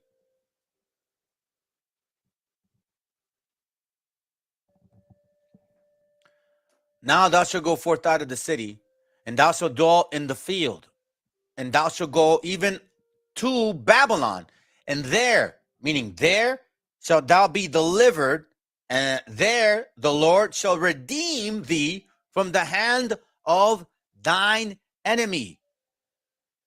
How, fam? Watch this real quick. Hosea 1:10, it reads, yet the number of the children of Israel, yeah, you Hispanics and Native Indians, shall be as the sand of the sea, which cannot be measured nor numbered. Do you might see that? Do you not see our gente coming over like unmeasurable numbers? And it shall come to pass that in that place where it was said unto them, ye are not my people, meaning like, y'all are not the Hebrews. The black people are the Hebrews of the Bible. What are you talking about? There it shall be said unto them, ye are the sons of the living God. What do you think? The scriptures don't manifest themselves? Let's go back to Micah 4:10, fam. Y'all need to really start seeing this stuff. Be in pain and labor to bring forth, O daughter of Zion, like a woman in travail. For now shall thou go forth shall thou go forth out of the city, and thou shalt dwell in the field, and thou shalt go even to Babylon, meaning here. Here. Then there, meaning here, shall thou be delivered. There, meaning here, the Lord shall redeem thee, meaning us, from the hand of thine enemies, for God's sakes. You got people saying that we're not the Hebrews. We're not, fam.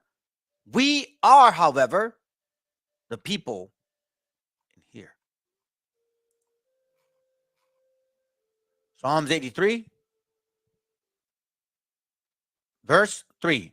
They have taken crafty counsel against thy people and consulted against thy hidden ones, fam. Why you think you're hidden? They don't talk about our struggles.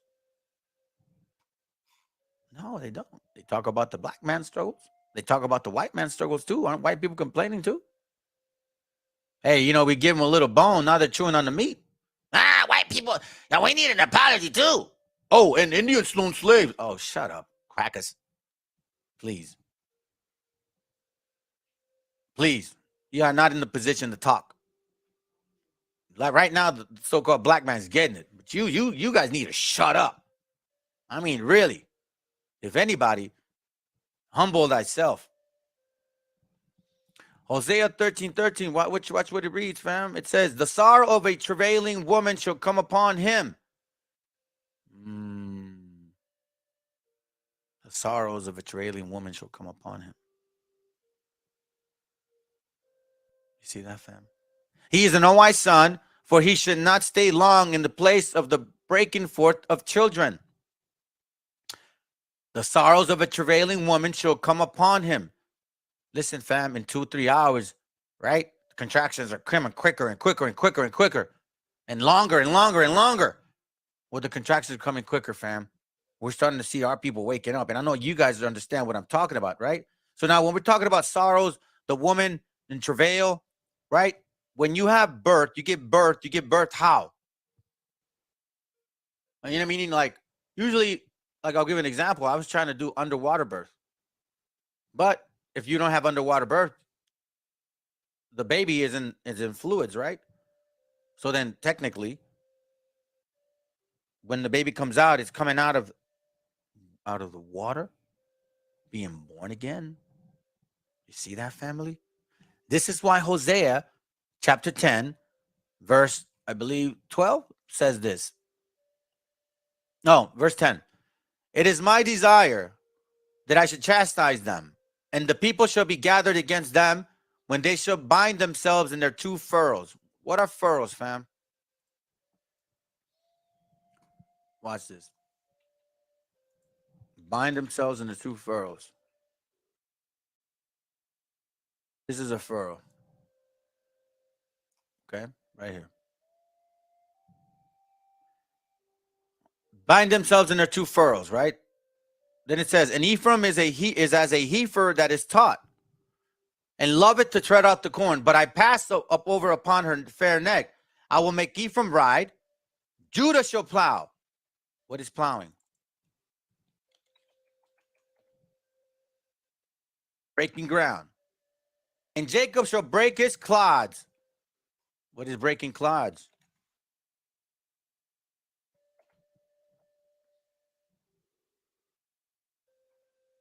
Not clouds, clods.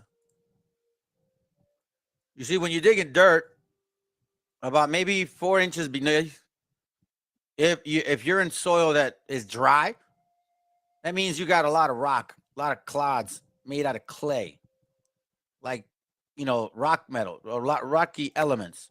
Okay, you can't plant in these rocky elements. You got to get rid of the rocks. And these clods are philosophies, doctrine, black Jesus, white Jesus. It also is your anger, resentment, bitterness, fornication, past sins. You got to get rid of all that, fam. You got to break that ground. Break those clods before you can plant anything new. Sow yourselves in righteousness. What does sowing mean? Sowing seed. So plant again truth, the Bible, the word, reap in mercy. So you plant. First of all, you got to break the ground. You got to do it. You got to bind your furs. We got to come together, family, okay? Then we got to do what plowing. So the plowing creates the furrows. Breaking the ground, breaking the clods is making sure that we can be ready to plant again. Because when you're sowing a seed, You already cleaned the dirt. You've gotten rid of all the rocks. You've examined yourself. If you're in the faith, you've gotten rid of all your anger, resentment, your past mistakes, all your like, oh man, I can't believe y'all got to let it go. Those are clods, man. Those clods are not going to let you grow. So that's why it says, sow yourselves in righteousness, reap in mercy. What is reaping? Reaping harvest. Meaning eat the benefits of examining, of being born again. Break up your fallow ground. Why? Fallow ground. Break up your fallow ground, fam. Break up your dry ground. Break up your fallow ground, dry. And if you look at this, look, you got Cubans here, Puerto Ricans there, you got Mexicans here, you got Venezuelans here. We're all together but separate in the same land, in the same mindset. Break up that mind, that dry brain that you got.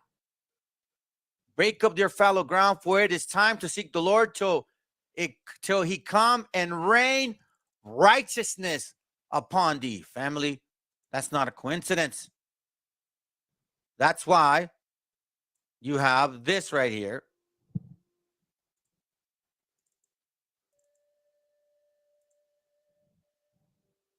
John 7:38, he that believeth on me, as the scriptures have said, out of his belly shall flow rivers of living water. Why? Because you've drank it. You've chewed on it. You've examined yourself. You put yourself through the shackles, the rigorous discipline of being retaught, being reborn, being redeemed again. Sow yourselves in righteousness, reap in mercy, break up your fallow ground, for it is time to seek the Lord till he come and rain righteousness upon you, or fire. I'm not done. You have plowed wickedness. What is plowing?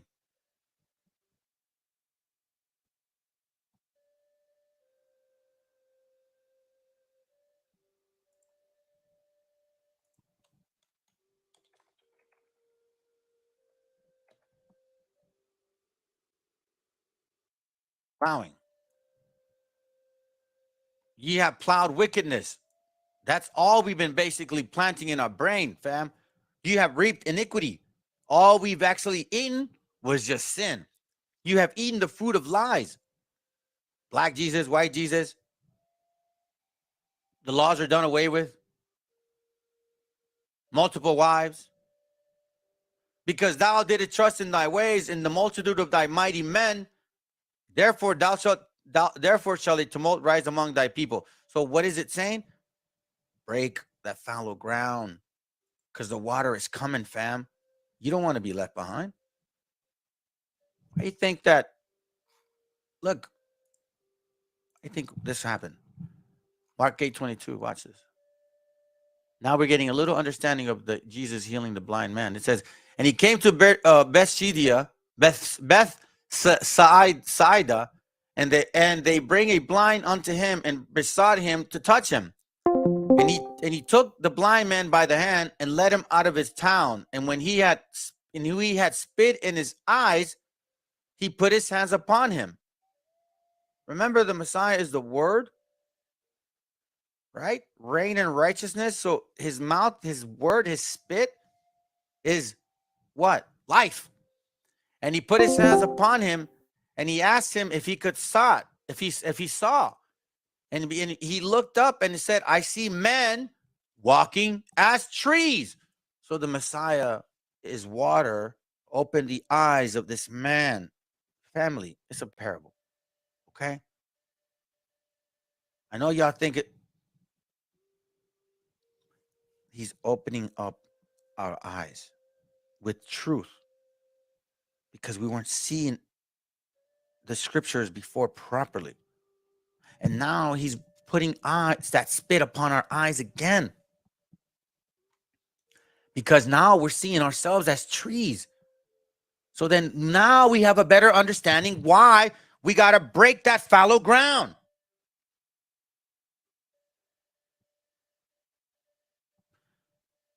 The water is coming, family. The water is coming here. The dam is about to break. You don't want to be the tree that is not by the river. Ezekiel 47:1. Hang on, family. It's going to be a very beautiful ride, but it's going to be very painful as well. Ezekiel 47:1. Afterwards, he brought me again to the door of the house, and behold, waters issued out from under the threshold of the house eastward. And from the forefront of the house stood towards the east. And the waters came down from under the side of the house and on the south side of the altar. So now we're seeing waters, right? From the east, right? Waters in the south. Then brought he me out of the way of the gates northward, and led me about the way without unto the utter gate by the way that looked eastward. Behold, there ran out waters on the right side. So now I see water over there. And when the man had when the man that had the light in his hand went forth eastward, he measured 1,000 cubits, and he brought me through the waters, and the water were at the ankle. So now we're seeing that the water is rising. The knowledge of understanding, the wisdom to our people. It's at our ankles. Again, he measured 1,000 and brought me through the waters, and the waters were to the knee. Again, he measured 1,000 and brought me through the waters were to the loins.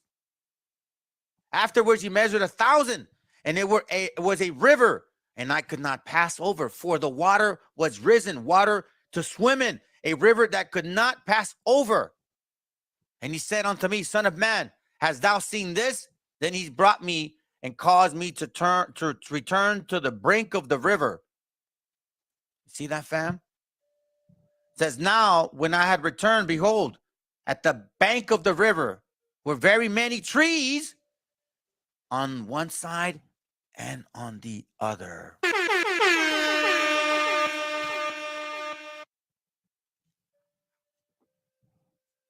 The water is growing, family. The contractions are shorter, meaning the time. The woman's ready. The time is at hand. The kingdom is at hand, family. Which is why I keep saying, repent, fam. Ezekiel 37:1. This is why we talk about the dry bones. It says, the hand of the Lord was upon me and carried me out of the spirit of the Lord and set me down in the midst of the valley, which was full of bones. Where are bones? Dry. And he caused me to pass by them round about, and behold, there were very many in the open valley, and lo, they were very dry. When you're dry, you need water.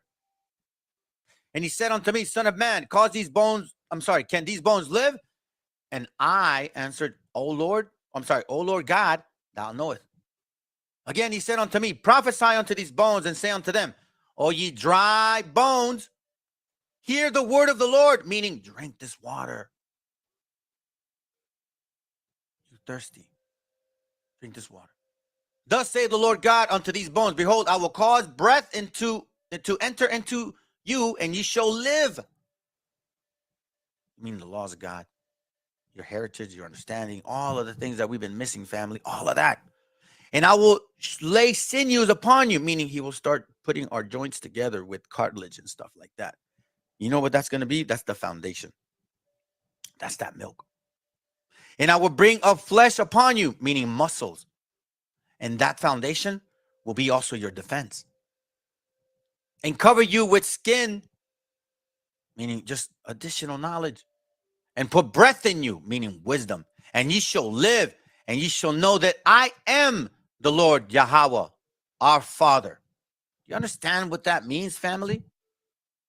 So I prophesied as I was commanded, and as I prophesied, there was a noise, and behold, a shaking. And the bones came together, bone to his bone. I'm going to tell you something. Our body is full of fluid, like water. We drink a lot of water. We need water, right? Well, guess what? This water is what's giving us the strength, the sinews, the flesh, the skin, the breath, the life. So I prophesied as I was commanded, and as I prophesied, there was a noise, and behold, a shaking. Drink, brother, drink. and the bones came together, bone to his bone. And when I beheld, lo, the sinews and the flesh came upon them, and the skin covered them above, but there was no breath in them yet. Remember, about 70% of our body is water, fam. Then said he to me, prophesy unto the wind, prophesy, son of man, which I was doing early this morning, which I don't care. And say to the wind, thus say the Lord God, come from the four winds, O beneath, and breathe upon these slain that live, that they may live. So I prophesied as I was commanded, and the breath came into them, meaning y'all drink water too. And they lived, all praises to the Most High God, and stood up upon thy feet, an exceeding great army. Man, that sounds beautiful, family. And that's why I keep telling y'all. Wake up. Because we need help. Revelations 11:8, it says, and their dead bodies shall live in the city, in the streets of the great city, which is spiritually called Sodom and Egypt, where also our Lord was crucified. Meaning who? Us. Oh, you don't believe it? Who were they killing at the stake on the cross? Our native brothers and sisters. We were a representation of the Messiah being killed. For God's sakes, come on, man. One West doctrine don't understand that, family. That's why it's their job to destroy our spirit. Revelation 12:15. I'm going to end it with this. And the serpent cast out of his mouth water as the flood of, And the serpent cast out of his mouth water as a flood after the woman, that he might cause her to be carried away of the flood, meaning all of these other doctrines. And the earth helped the woman, our mother. And the earth opened her mouth and swallowed up the flood which the dragon cast out of his mouth. And the dragon was wroth with the woman. That's what they're doing. And went to make war with the remnant of her seed. That's what they're doing, fam. Which keep the commandments of God and have the testimony of our Messiah, meaning the understanding, the discipline that we know we're going to get salvation. And he showed us the path and the way, and that the Bible only belongs to who? You Hispanics, Native Indians of the indigenous, of this indigenous continent, man. All right, brother. So listen, if you guys want to, you can come on. I said I was going to do that. I don't know if you want to add something. I'm not bringing you on to like debate or whatever, fam. If you want to say something, if you got something to share, you know what I mean? Or if you don't want to, it's all good. It's just three of us. No big deal. You know, I'll leave it for a few minutes. If nobody clicks, then you know what I mean? I'll call it a day. It's all good. Lord willing, this was edifying. I am going to redo this video, this class once more, because there is more understanding to come. So I'll retouch on it, okay? And hey, shalom, fam, shalom. Hold up a second. Let me turn it down. All right, we still got six people. Okay, cool. Sounds good. Let's see. Rich, Julio, Eastside, Vladimir. Okay. All right. There's a couple of routes we could take, fam. I want to show this video to you. Let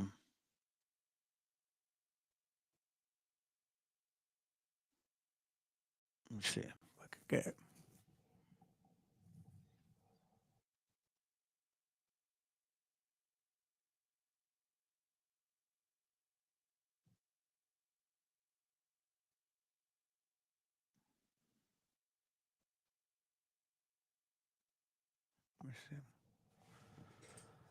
Check this out.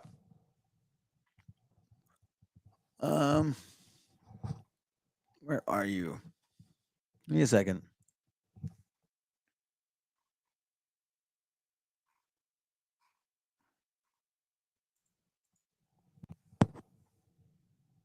Interview with her. So they're talking. Give me a second. Oh, here goes. This is it. I wanted to show this to you for quite some time. I just didn't get a chance to show it again. Let's see. All right, fam. Show you this real quick.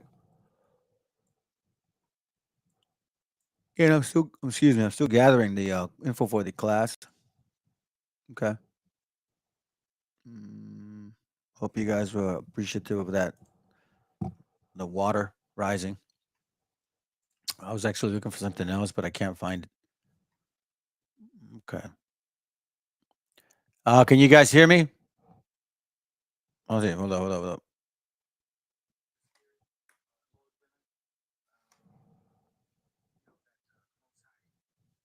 A second, fam. Testing 1 2 3. Testing 1 2 3. Okay, we're good. All right, here we go.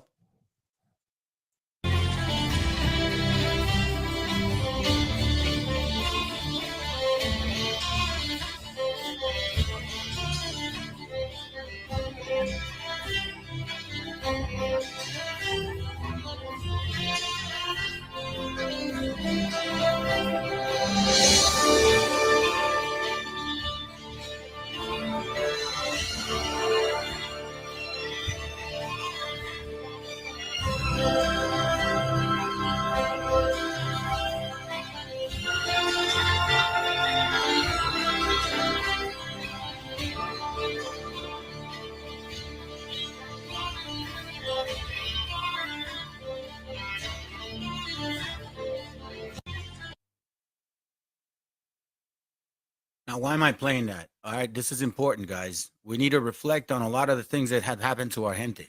Okay, these things are not to be taken for granted. Now, the reason I'm using this particular video and I'm starting this because I want to show y'all a particular video that's called This state had the most indigenous boarding schools in America. Okay, so now they targeted our sisters and our children. All right, so now let's reflect. Let's remember, what does partus sequertum ventrum mean? Okay, this is what it means.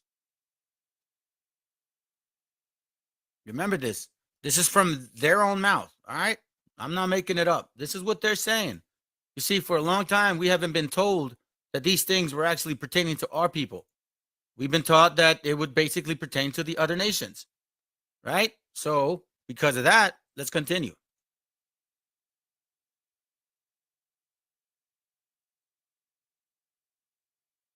A common characteristic for the first illustrious so-called African Americans to rise into prominence was a melanin deficient parent, in most cases, a father.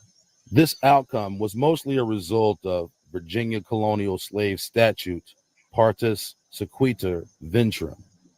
That which is brought forth follows the womb, meaning the legal status of a child born of an enslaved Indian woman will always remain enslaved.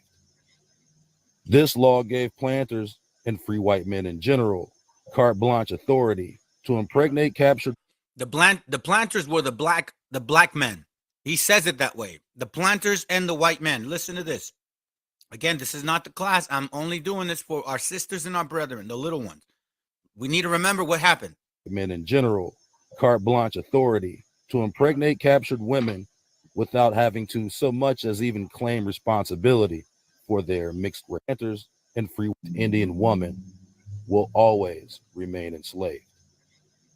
This law gave planters and free white men in general carte blanche authority to impregnate captured women without having to so much as even claim responsibility for their mixed race children. Just as common, these children were sold on the mulatto maid market as house niggas for an added sticker price as compared to their darker skinned counterparts. In this aspect, Virginia colonial law was totally contradictory to English common law. Not only that, this law was totally contradictory to what we were being taught. We were being taught that this applied to the so-called black man and the so-called black woman. And again, it did apply to them in a certain aspect, but what I keep stressing is, why are we being ignored in the historical aspects of slavery? When it comes to the shackles, it applies to them. The ships, it applies to them. The land, you don't hear about it. The treaties, you don't hear about it. No, they consider that manifest destiny, but they consider theirs a curse? Come on now, man. Our sisters and our little brothers mean a lot to our families. They mean a lot to us. Because with us Hispanics, so-called, and so-called natives, family is everything. Let's go. Which states that a child's status follows the father. Of course, this law extending from the earlier Virginia codes was designed this way to assure legalized rape of indigenous women without consequence, and naturally the perpetuation of slavery through a duplicitous modification of English common law. Children born of a white mother and black father were considered free. Contrary to what we've been taught for centuries. Children born of a white mother and black father were considered free. This modification of English common law. Children born of a white mother and black father were considered free and were counted among free people of color. White men were counted among, okay? Were freely allowed to abandon or kill their children without recourse, solidifying their position as the first deadbeat dads in American history, to the point that many of the most notable so-called black men in history, like Frederick Douglass and Booker T. Washington, never even knew who their white fathers were. Yet I found an article or a book where it showed that they were as bad as the so-called white men when it came to slavery and how they treated the slaves. Deuteronomy chapter 28, verse 31. Thou shalt beget sons and daughters, because our mothers were daughters. Thou shalt beget sons and daughters, but thou shalt not enjoy them, for they shall go into captivity.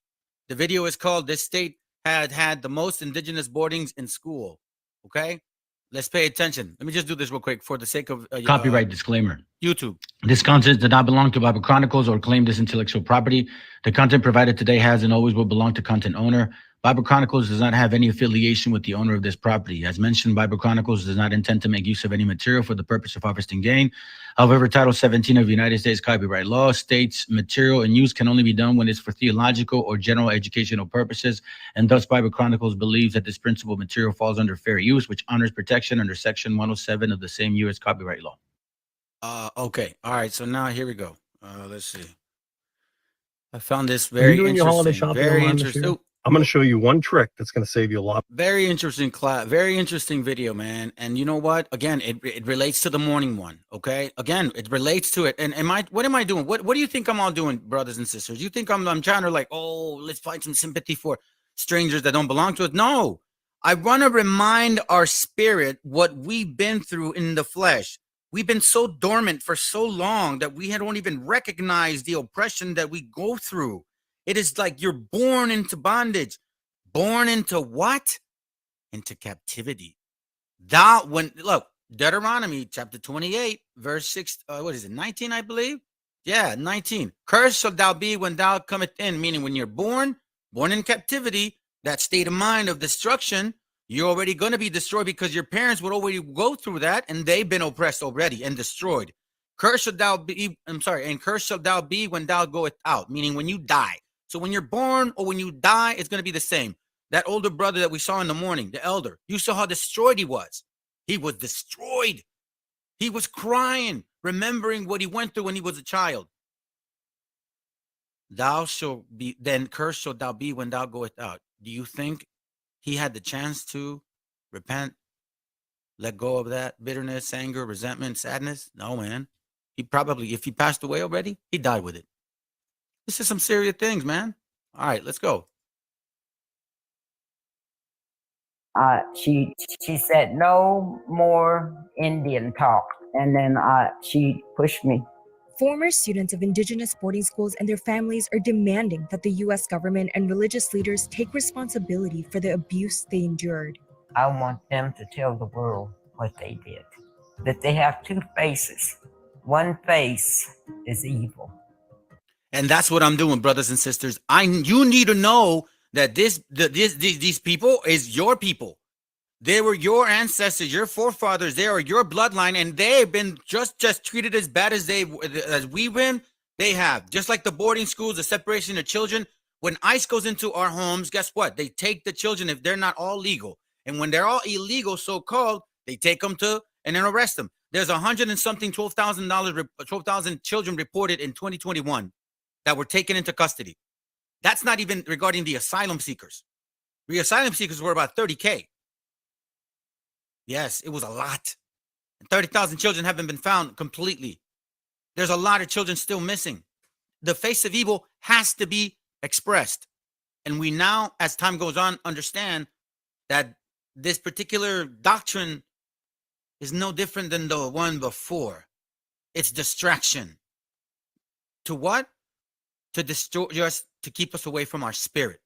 Remember, the Most High dwelleth in you. Churches that once operated the schools are now confronted with their buried pasts. After Canada discovered hundreds of unmarked graves, families in the U.S. are still desperately searching for the remains of missing children. He could be anywhere. Well, those stones. We traveled to Oklahoma, the state that housed the largest number of these government-funded boarding schools and caused generational trauma for the generational trauma. So let's consider what a generational trauma could be, okay? What does generational trauma do to you? This is what generational trauma does to us, okay? Let's go to the scriptures real quick because this particular class was all by the Spirit, all strictly by the Spirit, man. I didn't even really plan this. It literally just came. Ecclesiastes 7:7. It reads, surely oppression make a wise man mad. Aren't we upset? Didn't you see the elder brother in the morning crying? You think that wasn't pain? You think that wasn't anger? And gift destroyed the heart. Why? Because he has what? A reservation? I mean, what? Maybe, you know, a couple $100? Let's see. Let me see what you're saying, brother. Real quick here. Let's see. So they were mixing while we were slaves. Yeah, man. That's the point. That's exactly the point. Because when you look, okay, if you guys have a chance, watch the movie called Antebellum, okay? In the movie Antebellum, there's a scene where the so-called black woman is, because she's a, I don't know, writer, or she's a publicist or a speaker, and there's this so-called white woman that wants to do an interview with her. So they're talking and talking in between. Now, when you look at the movie, you're like, okay, this is awkward. But when you see and use your spiritual eyes, remember, the nation of Israel is considered a woman. Jerusalem, right? Nations are considered women, right? The earth is considered a woman. So these are two women or two nations talking to each other. And you can see a word called wares, W-A-R-E. The white woman uses that, how you're just spreading your wares. Because why? That wasn't the initial plan when they first came here. That was not the plan. Watch the movie, and it says prior, because Antebellum is prior to Civil War. But what it's really saying is like, yo, the Civil War stuff, like that history, that whole slave stuff didn't really happen, man. They had it good. We were going through that. So they were mixing while we were slaves. You excuse my language, brother. You damn right. That's exactly what was going on. Now, is it all of them? No, because the people that were our gente, that looked like them, they were being treated like exactly. All right. So what's another thing that happens to when you get generational oppression? This right here, man. So when I do these classes, it ain't to bring bitterness. It's to bring understanding. It's to bring us together. Because honestly, when I grew up in the hood, you know what brought me together with my people here at the streets? We all went through the same thing. We all suffered the same way, man. And that built us together because their pain, I felt it and I understood. And there's nobody that's going to understand us because they haven't gone through what we've gone through. Our culture is different. Our spiritual ways are different. The way we look at our mothers is different. The way we treat our elders is different. What we expect from them is different. We're lost children when our elders are not in their position of what? Of prestige and respect. Those are facts. And it creates bitterness. Having or being a taste that is sharp, acid, unpleasant, causing, let me magnify it. Causing a sharply unpleasant, painful, stinging sensation, difficult, distasteful to accept, proceeding or exhibiting strong animosity, bitter struggle, bitter foes. Remember, the colonialism, the spirit behind colonialism brought anger, hatred, frustration, anxiety, disorder, chaos, and what? Bitterness that lays within our skin. And that's why I'm doing these classes.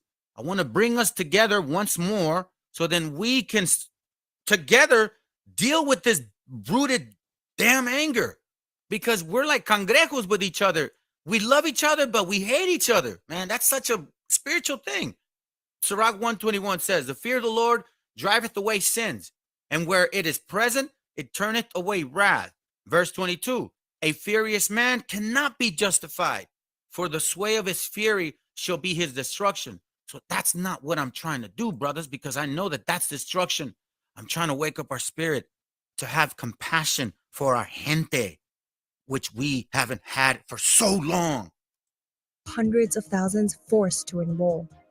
They need to let everybody know what they did, because it affected all of us. Why did y'all do this? Why? And they lost their childhood, they lost their spirit, they lost their innocence. Watch this. I can show you how to get the sweetest deals online. Target. You can drop.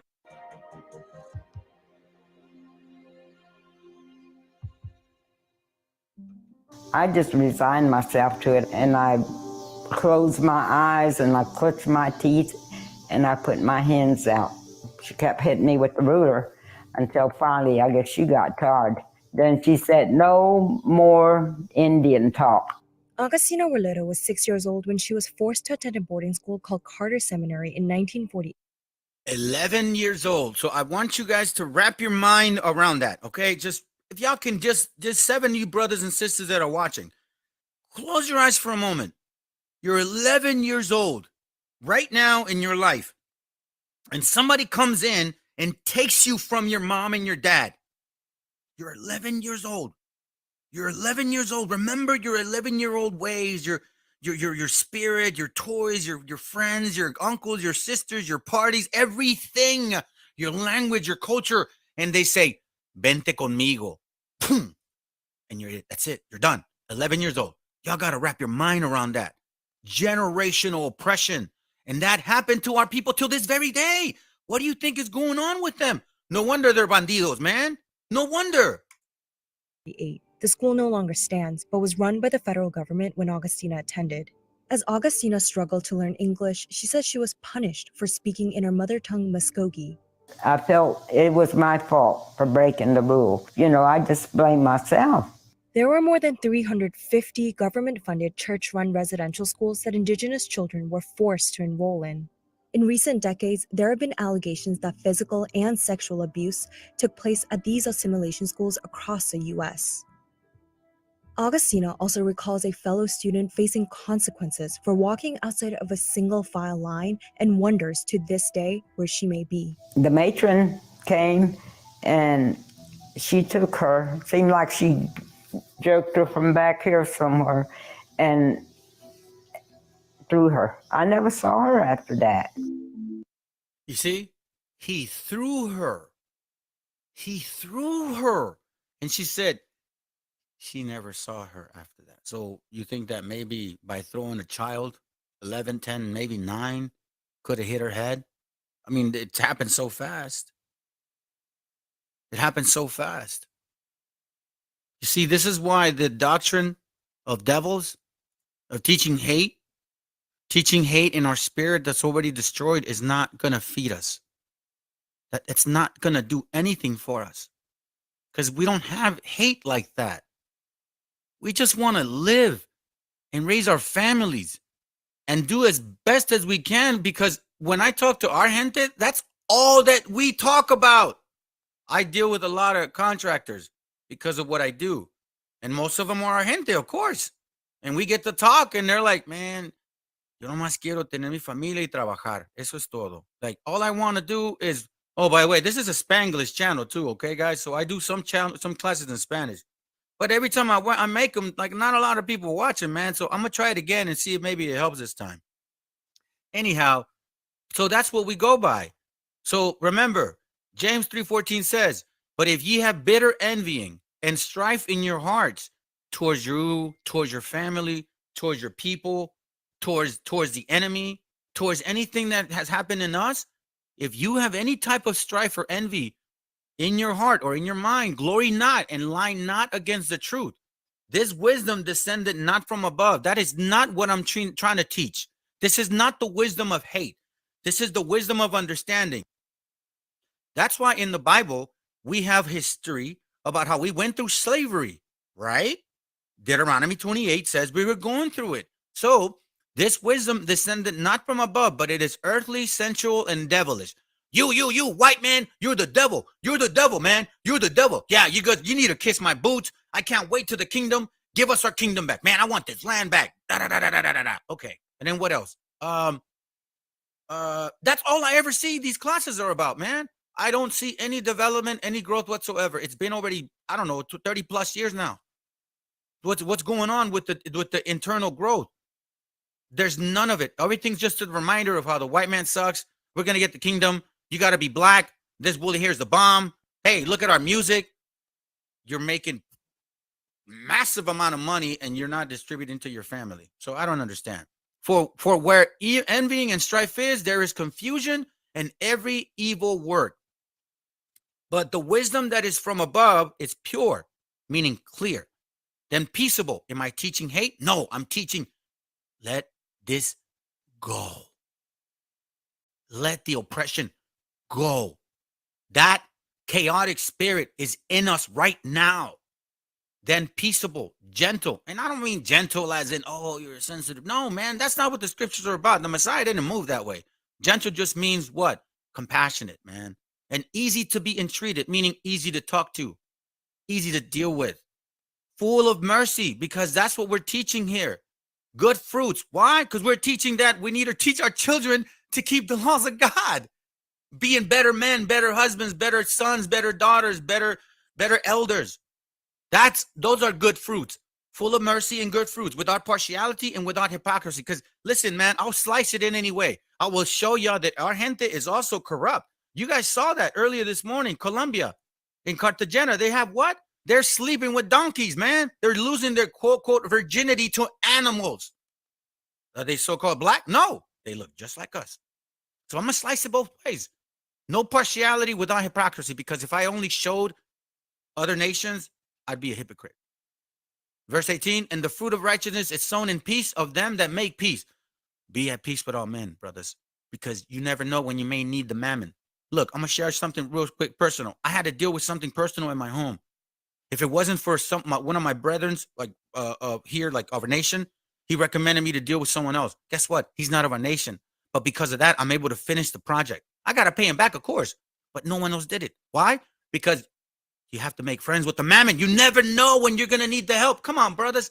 I mean, come on, man. It like sounds like a trap. Traumatized sounds like a trap. Well, I don't know what you mean, estudiante, but let me continue. So remember, we got to be dealing with each other correctly, peacefully, right? Because in reality, this whole chaotic colonialism is going to have to leave us alone, or else you're going to die in it. The schools came out of a period that many consider to be systemic cultural genocide against Native people when colonizers forced tribal nations to relocate from their land.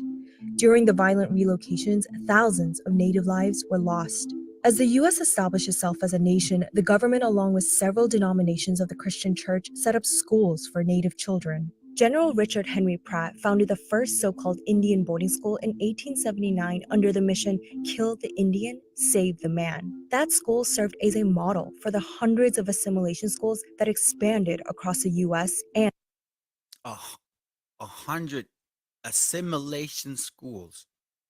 Assimilation schools. Deuteronomy, I know you guys are going to think I'm going to go Deuteronomy somewhere. I'm going to go here, watch. Deuteronomy 28 and 20, it reads, and the Lord shall send upon thee cursing, vexation, and rebuke in all that thou settest thine hand to do. Hey, don't speak that language. Cursing, rebuke. What did they do to them? Didn't they beat the living crap out of the older brother in the morning that he was saying in the video? Doesn't vexation cause bitterness, anger, and resentment? Isn't this what we're watching right now? You're going to see a sister right now actually go through it. She's actually like bitter. Her spirit is broken. I've talked to a couple sisters. Their spirit is still broken a bit. And they're doing their best to build it back. You know how hard that is? cursing, vexation, and rebuke, in all that thou settest thy hand to do for you for to do. Hey, sit down, shut up, put this hat on. You look like a donkey. Don't speak that language. You got to act like a white man. Until thou be destroyed from your heritage. Until thou perish quickly from your culture, from your respect of your elders. Until you perish quickly in alcoholism, in suicide, in a destroyed mind, because of the wickedness of thy doings whereby thou hast forsaken me. And that's the unfortunate part. And into Canada. They baptized us without our parents' permission. It was yes, ma'am, no, ma'am. If you didn't follow the rules, you had consequences. Augustina's granddaughter, Vanessa, only recently found out about her grandmother's experience. She says institutions that operated the schools have stayed silent for 2 Yeah, that doctrine, that's sparking up hate. Yeah, man, that's the thing. That is so freaking true, because I was saturated with it, man. When I first came in, I was like, yeah, and I was already angry, you know what I'm saying? So I was like, yeah, you're right, man. Yeah. Excuse my language, bitches cabrones. I was like that, man. I was angry, and I was like, oh, my own people. You don't believe? You're a heathen. I'm like, and then I had to really, and I wasn't going nowhere with this, man. I wasn't growing. I was still dealing with issues. And finally I left, and then all of a sudden the understanding started being very clear to me, man. I'm like, bro, I'm so bitter. I'm bitter about everything. Even though I wasn't as angry and all of this, but I still had bitterness in my spirit. Why? Because all of that is hate. You can't kill hate with hate. I mean, I'm not going to use, oh, you kill hate with love. No, you kill hate with the scriptures. Because it says, if you have any bitterness, you might as well just forget it. You know, turn in your flag, man, because you ain't going to make it. And you're going to see this sister, man, she's broken. You saw the tattoos in her neck and all of that. That's an expression. As I got them. And I know what it's like. When I was young, I was angry, man. I was frustrated. I grew up in a very chaotic environment, bro. And then I was already chaotic myself. Let's go. too long. The church, the government, the mission schools, the Catholic Church, all of them need to be held. And you see, when I was watching this video, man, this is like almost like how my daughter looks like, man. This is literally like my daughter's face. Exactly, almost the same. Her lips, her nose, her eyebrows, like literally like her mom. Now, my daughter's not like this. But this sister, guess what? She's in pain because the grandma, because of what the generational curses do to our children, man. That was the title. What was the title? Let's go to the title real quick. I was like, what was the title? Deuteronomy 28:41. Thou shalt beget sons and daughters, but thou shalt not enjoy them, for they shall go into captivity. You don't think she's in captivity right now? Responsible. An apology won't, be enough. People need to be prosecuted. The large majority of boarding schools closed in the 1970s. Most school buildings were demolished, abandoned, or turned over to indigenous tribes. I'm going to let it play at 5 minutes and 15. I believe that's where I want to show y'all something. But the lasting effect of these schools on the indigenous population is immeasurable. Students received a poor academic education, focusing instead on farming, domestic chores, and reciting prayers. Today, Native people have a higher unemployment rate than that of the total American population. While many survived to share their boarding school experiences, not all children returned home to tell their stories. What would you want to say to your brother who may be out somewhere here? We'll find you eventually.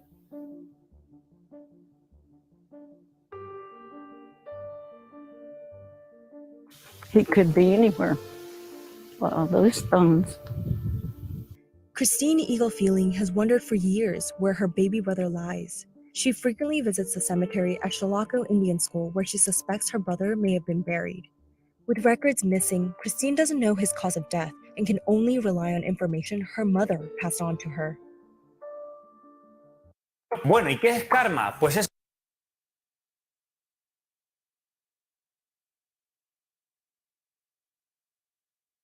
What name they gave him when they buried him.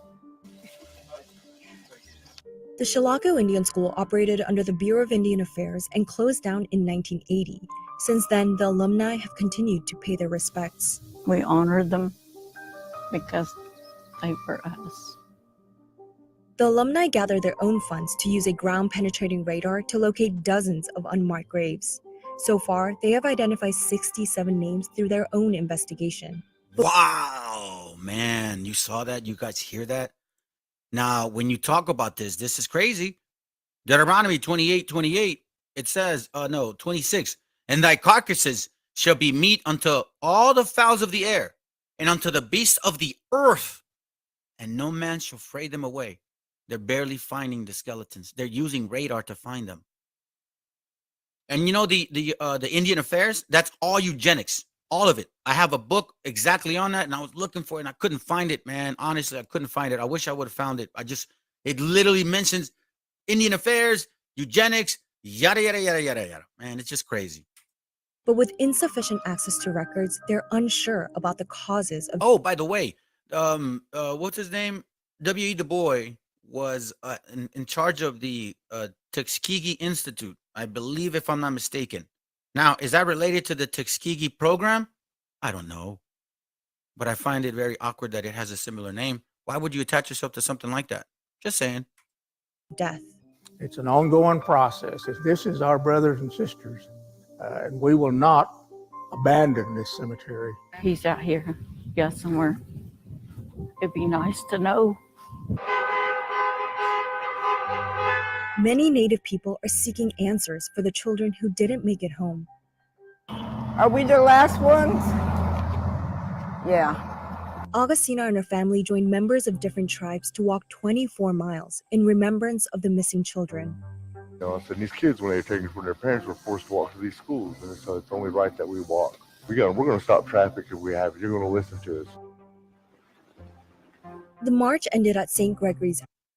Y'all hear what it said? You're going to listen to us. That's what I'm saying. You're going to listen to us today and from now on. It's time that our people start hearing about what we went through, because One West does not teach any of this. Abbey, a Catholic church. You know what they teach? Hee-haw. And let's see what else. That you guys are boats, and that that's it. Oh, but man, Judah, Benjamin, Levi, bro, there's a whole plethora of information on them. So-called Benjamin, Judah, and Levi. That previously ran a mission boarding school for Native children called Sacred Heart. The community is asking for an investigation into unmarked graves on the site of the former school. No specific allegations have been made against the abbey or school, but demonstrators from several tribes believe children died under the church's supervision. Hey, you know what, brothers? 2619, it is, man. It's really in circles now at this point because there's no growth. I mean, I don't see any. Listen, I literally go to some of the classes like, all right, because there used to be this older man that I used to listen to, and I was never part of their camp. But every now and then I thought he had pretty good, decent spirit, right, from GMS. And then all of a sudden, man, I went back to listen to just kind of like about maybe a month ago, you know, because I started doing my classes and I stopped listening to people. So maybe 4 months later, man, I go check them out, and all of a sudden the spirit is different. Now I think they're sensing that these things are coming about, and now they're like, oh yeah, that extra color or that extra woolly hair, or you better know that Christ is black and the Messiah is black, and you better swallow that pill. That's what it's leaning to now. For real. Y'all pay attention. I'm not lying. It's very clear. While our people are finding themselves escarbando all of that porqueria to make a change in our life, to apply the laws of God, and the wisdom comes. That is what we want. Forget even thinking of a kingdom or wealth or lots of women. Forget all of that. How about we just learn how to keep the laws of God so we don't sin? Man, that would be just good, just fine for now. We don't have to kill each other, rob each other. We can marry our children properly, respect our elders, eat healthy. What is wrong with that? That's all I'm aiming at. One day at a time, fellas. One day at a time, sisters. This is where we want them to start. There are probably lots of children out there. A priest from the church came out to address the demonstrators. Can we ask a few questions? Oh yeah, pay attention to this. This is hilarious. All right, so I'm gonna sit back for about another minute and a half. I'm gonna run to the restroom. All right, here we go. Why you are out here today? Or? He later read a statement prepared by the abbot claiming no knowledge of unmarked graves. We are unaware of any such unknown burial sites at the locations of our former missions. We are prepared to work with others to make sure proper honors have been given. We followed up with the church's abbot, who says within the month he has reached out to tribal leaders to launch an investigation into unmarked graves in its cemeteries. As Augustina shared her story of abuse with the crowd, the priest listened and later approached her. Father Copeland is not affiliated with the school Augustina attended, but it was a rare opportunity for the two to talk. Well, he just said, I'm sorry, that's all, that I'm sorry that you went through that. Do you feel like that contributed to your healing at all? Not really. It didn't. It's going to have to be more than an apology, You see what I'm saying? It's going to be more than an apology. You're right. It's going to be this right here. Because look, listen, and this is part of the salvation, guys. You're going to have to accept this. Okay? Wisdom of Solomon, chapter 18, verse 7. So of thy people was accepted both the salvation of the righteous, meaning our gente, all of them, like Lazarus, who has suffered so much, and everybody's had it so good. Okay? So of thy people was accepted both the salvation of the righteous and the destruction of the enemy. You got to embrace both. But you do that first by working on yourself, not with hate. Get rid of the bitterness. That is our work. That is our job. That is the job of a Hebrew. Because check this out. We ain't taking this flesh. We ain't taking this flesh with us. So where's the work internally? Remember, the kingdom of God is within you. Would be when the federal government, I want them to stand up and tell the world, this is what we did. Right. Admit it. Admit it. The Abbey said it's unaware of any records of children who may have been buried. Yo, listen, and this goes for you so-called blacks also that are the Phoenician. Admit it. Admit it. You guys had a lot to do with this. You took the lands. You took come on, man.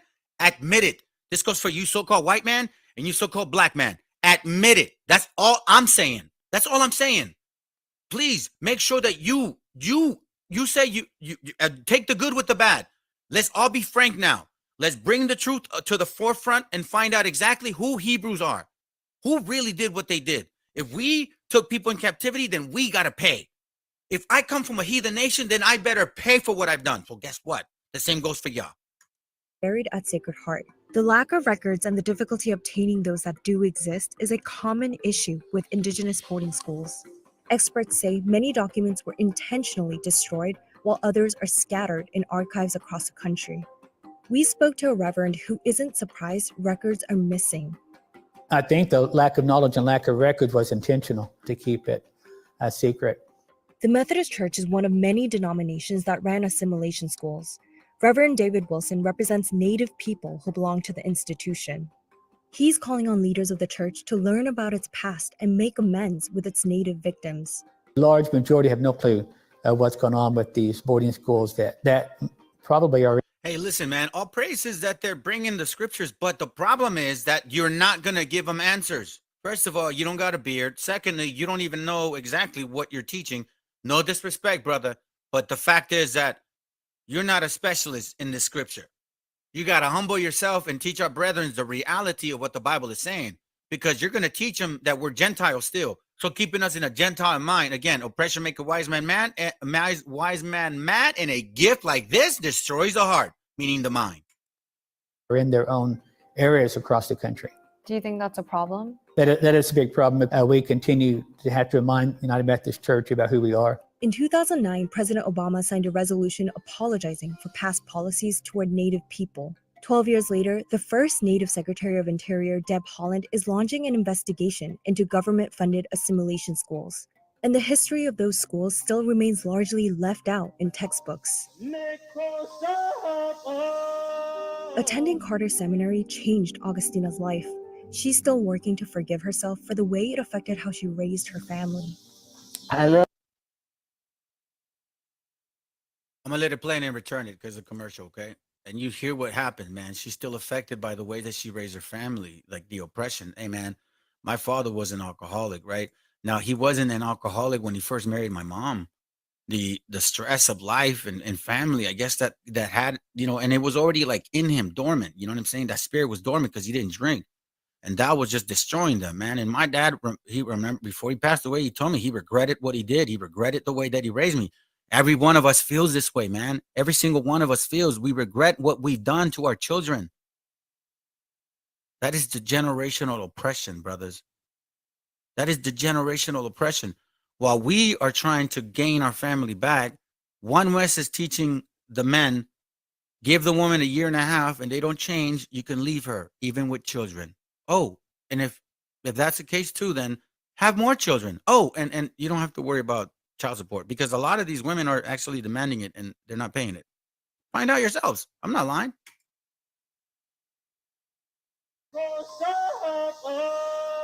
Schools. And the history of those schools still remains largely left out in textbooks. Attending Carter Seminary changed Augustina's life. She's still working to forgive herself for the way it affected how she raised her family. I love my children. No, I loved them. But at the same time, I could not tell them, I love you. And because I guess it was never said to us. How many of us experienced that? How many of us have parents that have never told you, I love you? Not one time. I make it an effort to say that to my children. An extreme effort, and now it's like natural. But since I was young, I was like, I don't ever want to be that way with them. But this is difficult, even for her. Why would such a word like that be so difficult for us? You know why? Because of bitterness. That's why. Maybe I never felt the love. Because at the same time, I could not tell him, I love you. And because I guess it was... Hey, brother, man. Hold up, man. Yeah. That's right. Let him know, Ak. Let him know. I'd be happy just to be saved. Meaning, like, I just don't want to sin no more, bro. Honestly, that's really what it comes down to, man.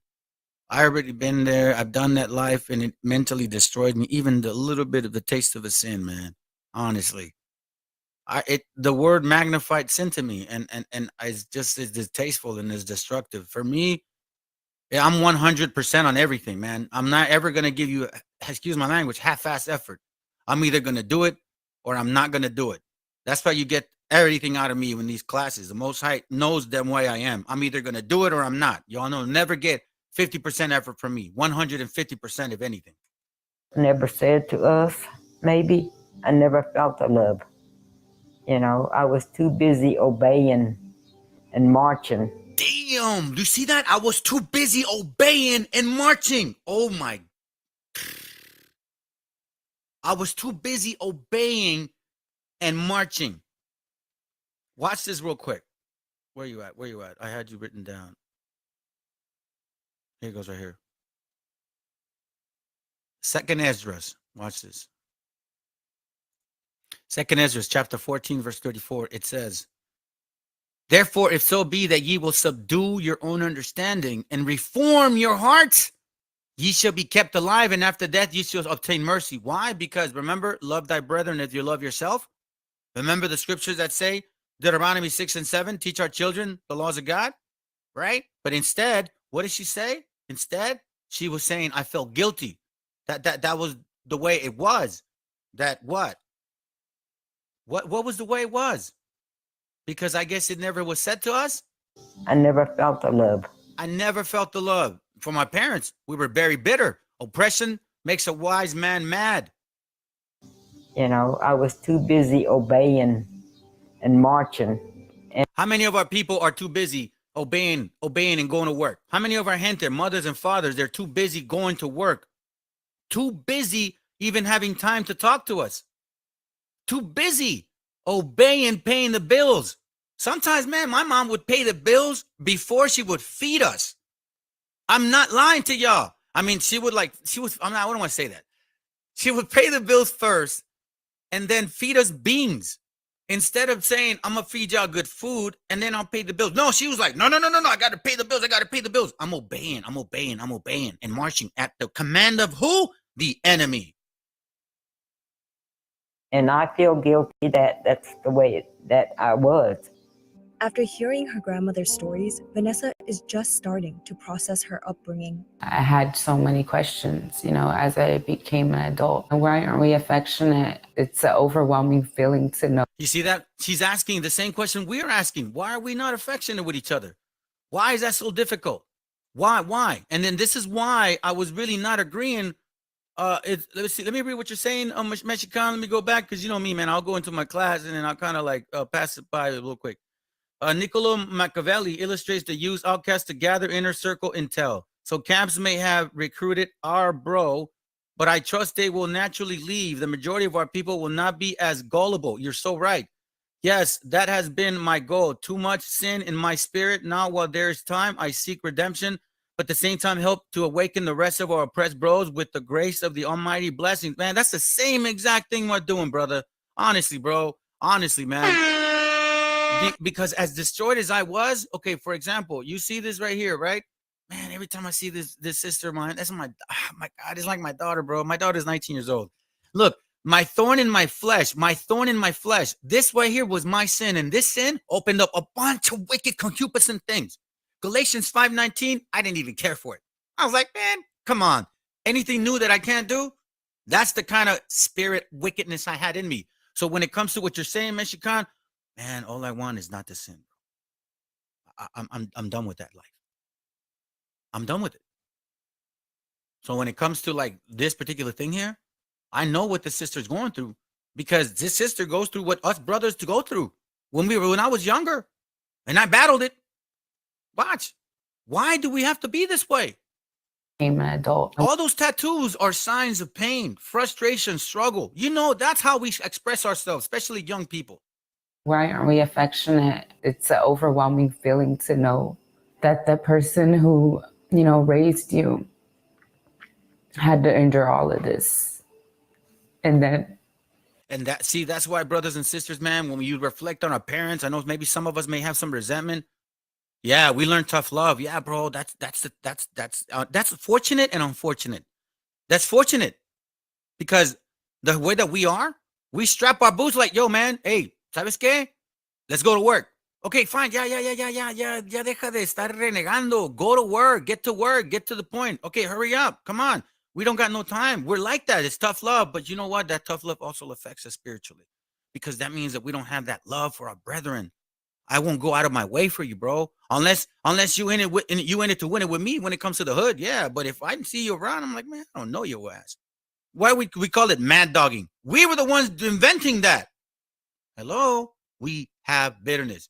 Poor sister, man. I'm telling you, this is painful to see because I know what the pain is like. I tried to get rid of my life, man. I was that messed up. Raised you, had to endure all of this. And then it just, I felt bad. I still feel bad. It helps me understand a lot more. This is Turtles. Loca. Lucha. Loja. You see that right there? That's biblical. All right. So now the young sister is trying to get connection with her grandma, right? Well, guess what? What she's trying to do is establish herself as a righteous woman, at least on this level. What we need to do is then reach out to our families and then say, listen, sister, guess what? You are a Hebrew. And that pain that you got, guess what? I went through it too. Exactly the same way. What? For real? Yeah. And you look just like me. We're family. Deuteronomy 6:6, it says, and these words, which I command thee this day, shall be in thine heart, meaning the mind. Mark 7:21, it means the mind. The heart means the mind, all right? Read Mark 7:21. That's what it tells you. And thou shalt teach them diligently unto thy children. And thou shalt talk of them when thou sittest in thine house, and when thou walkest by thy way, and when thou liest down, and when thou risest up. That sounds like you're supposed to make friends of your children. Just like the homie. You're always there hanging out at the house, when you're hanging around walking, when you're chilling and, they spend the night, whatever, man, y'all hanging out. Or when you wake up in the morning after you're hanging out together, whatever, man. You know what I'm saying? So the same way that we were treating them, guess what? We're supposed to treat our children that way. That's exactly what we're supposed to do. So all praises to the Most High that I'm seeing this here. Loca. Because you know what? I stopped seeing this video. I kid you not. I thinking about maybe the third minute. I figured, let me just watch it freshly. This is the first time I've done this. I usually plan my stuff out, but I wanted to just move by the Spirit because It was basically like that. All right, let's go. Loja. Vanessa and Augustina are proof that the forced assimilation policies failed. Besides learning Muskogee together, the two who are part of the Seminole Nation attend traditional stomp dances as well. You have them laced up. Generations of Native people are coming together to march forward, seeking to be heard. Seeking their fathers. This is my job. We have to find our fathers, and our fathers got to find us. When they put Indian people in the ground like that, those are seeds. They could beat us, abuse us, hurt us, mentally affect us, but our spirit was still there. Hey, Mexican, you said something like that, brother. You said something like that. Native people may not immediately receive answers from the government or churches, but by sharing. Yo, check this out. See, for you guys that have no clue, right? That have no clue. Watch this real quick. I'm going to show y'all something. But our spirit was still there. Native people may not immediately. This is really exactly like how some of my cousins look like. Kid you not. This is like literally like my niece, what she looks like. This is like my tío, my cousin Jeronimo, what he looks like. I'm telling you, man, we come in different shades. Receive answers from the government or churches, but by sharing their stories with the world, former students like Augustina are embarking on a healing journey of their own, no longer allowing the past to define them. You see what I'm saying, brothers and sisters, man? No longer. So keep this in mind. This is what we're supposed to do. All right, Sirach 36:25. We got to start getting to work, man. Sirach 36:25. This is what it reads, okay? It says, where no hedge is, there the possession is spoiled. So what are we supposed to do? We're supposed to protect each other with the scriptures, with your brethren, with people that believe in the scriptures. Where no hedge is, there the possession is spoiled. And he that had no wife will wander up and down mourning, meaning if you have I'm gonna use this for lack of better words, doctrine, right? Like if you don't have this scriptures, this belief, right? Or this teaching, this culture, this heritage of ours, then you're gonna wander up and down if you don't know who you are. So that's why we need protection. Because if not, we're spoiled. So what do you think they're doing? She's going back to her roots, going back to her grandma. She's going back to the protection that she once did not have. She once did not have it.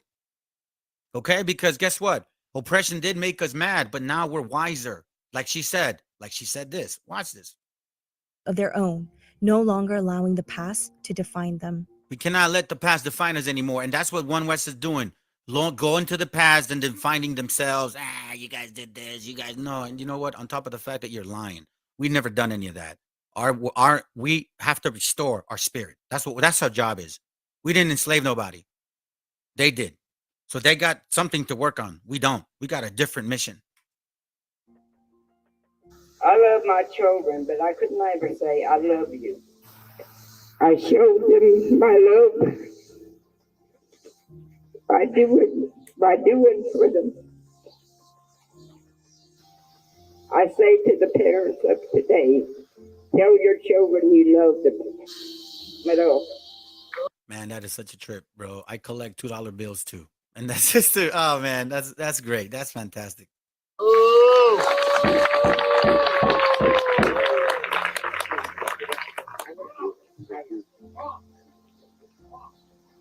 Yes. I love you too, son. There you go. That's right. Let him know, Ak. Let him know. Man, you see that? Probably he had never said that before. Sirach 21:15. I'm almost done, man. So now, what type of wisdom are we supposed to gain, brothers? This isn't hate talk, bro. This is rebuilding. This is restructuring, bringing our families back together. 21:15, and it reads, a skillful man hears a wise word. He will commend it and add unto it. But as soon as one of no understanding hear it, it displeaseth him and chase it behind and casteth it behind his back. Who does that? The other nations. Watch this.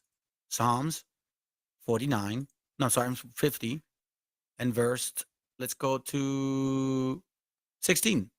But unto the wicked God said, what hast thou to do to decline my statutes, or that thou shouldest take my covenant in thy mouth? Seeing that thou hated instructions and cast my words behind thee. see what I'm saying? That's what they are. And guess what they do? Psalms 49:6. They that trust in their wealth and boast themselves in the multitude of their riches, none of them can be by any means redeem his brother, nor give to God a ransom for him. Watch this real quick. Their inward thoughts is that their houses shall continue forever, and their dwelling places to all generations. They call their generations. They call their lands after their names, after their own names. Nevertheless, man being in honor abideth not. He is like the beasts that perish. This is their way. Their way is their folly.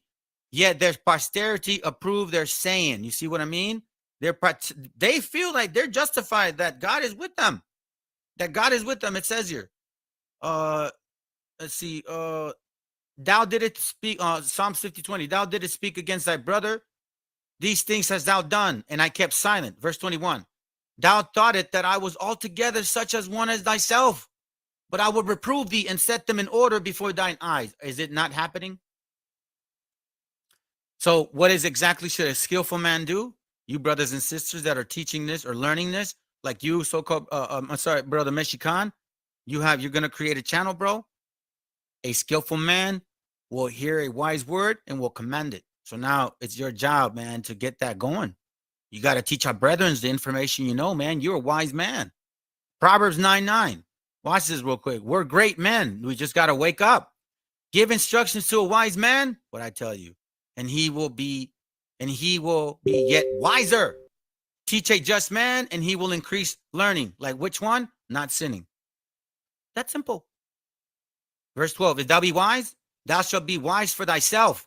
If thou scorn it, thou alone shalt bear it. So like those brothers, so-called brothers that come in and like they're scorning, like, you guys are teaching hate. No, man, you have no idea what we're doing. We're rebuilding our spirit, man. For so long, we've been destroyed, and for so long, we've let other people tell us who we are. Titus 3:2, to speak evil of no man, to be no brawler, but gentle, meaning fair, meaning just, showing all meekness unto all men, meaning discipline. Okay? Verse 3, for we ourselves also were sometimes foolish, disobedient, deceived, serving diverse lusts and pleasures, living in malice, envy, hateful, and hating one another. That's what we've been doing. For quite some time, we've been doing that. So when it means gentle, it also means just and equitable, okay? Just look it up. James 3:17. I'm almost done, family. Where you at? Where? 3:17. That's what it reads. It says, but the wisdom that is from above is pure, meaning clear, conscious, mindful, prudent, then peaceable. What is it? Being fair. Looking at their situation and knowing, hey, you got to know how to deal with these nations. That's not our job to be fighting them. We're not a fighting nation. We were taught to make war because we weren't a fighting nation. So what are we supposed to do? Learn the scriptures. That's our job is right now. But the wisdom that is from above is pure, then peaceable, gentle, meaning equitable, and easy to be entreated, full of mercy and good fruits, with partiality and without hypocrisy. Okay, so watch this. Jeremiah 29:7. It says it in the Old Testament, so you guys see that I'm not lying. 29:7, and it reads, and seek the peace of the city, whether I have caused you to be carried away captives. Why would he say that? And pray unto the Lord for it, for in the peace thereof shall ye have peace. So you pray for the city because it's not for you, it's for your family, for your brethren. Why would you go, F the white man, F the white man? What if that white man happens to work with somebody that's related to you and they see them with fringes? They're going to treat them like shit. Excuse my language. That's what's going to happen. And you're not being mindful. And you're dealing with that spiritual hatred. It is not for us, guys. It's not for us. Hebrews 12:14. I tried it, man, and it tasted nasty. Hebrews 12:14 says, follow peace with all men. Once again, follow peace with all men. Not black man, not white man, not Asian man, not Israelite men only. Not just our men, I'm talking about all men in holiness, without which no man shall see the Lord. You see that? If you're not at peace with all men, you're not going to see the Most High. So over here being you're not going to see the Lord. It says it right here. Without which no man shall see the Lord. So follow peace with all men. And holiness, meaning follow peace with all men by keeping the laws of God, being disciplined within the laws of God. That's how you keep peace with all men. looking diligently lest any man fail of the grace of God, lest any root of any root, ANY, One West, IUIC, GMS, ISUPK, all of y'all, Shikaris, lest any root of bitterness springing up trouble you, and thereby many be defiled. Lest there be any fornicators, and as profane as Esau. I wonder now, are you guys Esau then? Are you letting your bitterness defile you? Romans 12:18. Even Paul says it. It consistently says it. The Old Testament, New Testament. If it be possible, as much as lieth in you, live peaceably with all men. All men. Not just some, all of them. So when it comes to the hatred and the anger and resentment and all of this bitterness and confusion, man, our people don't need that. We come from such a destroyed spirit. We don't need that, family. We need to get rid of these mental shackles. They came in with that hatred.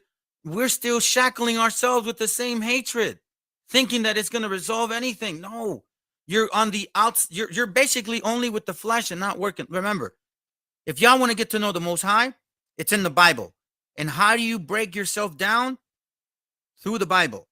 And why does the Messiah even say the kingdom of God is within you, meaning the Most High is in you? So you break that ground to see him clearly, pure. All right. So anyhow, man, that's all I got for you, families. There's this song that I do like. Guys, I didn't have a video. I kind of thought I had it and I didn't. But I think we've had enough of the I don't want to say enough of the genre, because I do want to also make sure that we have a blend of understanding of how to deal with sin, how to deal with curses, how to deal with these blasphemies, these doctrines. So I want to get into those classes next. Okay. So hey, family, love y'all very much. You Native brothers and sisters, man, y'all need to really understand this Bible is your book. The so-called white man and the so-called black man only used it to destroy us. All right. So here you go, man. Family, you take care. Let me see what messages you guys got. We just want to work our own lands and feed our own farms. What the Most High gave us. Hey, man, straight up, man. Master builders, straight up. Yahweh let evil people prosper for a time until their time of evil is finished. Then he'll kill them. All praises. Like I said, Wisdom of Solomon 18:7. You got to ask for salvation for your gente, but you also got to wish for destruction for them. But without bitterness. Like, hey, I know what you did. It's all good, man.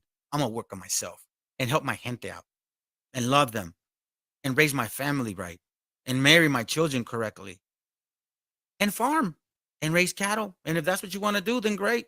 Family, I love y'all, man. Here it goes.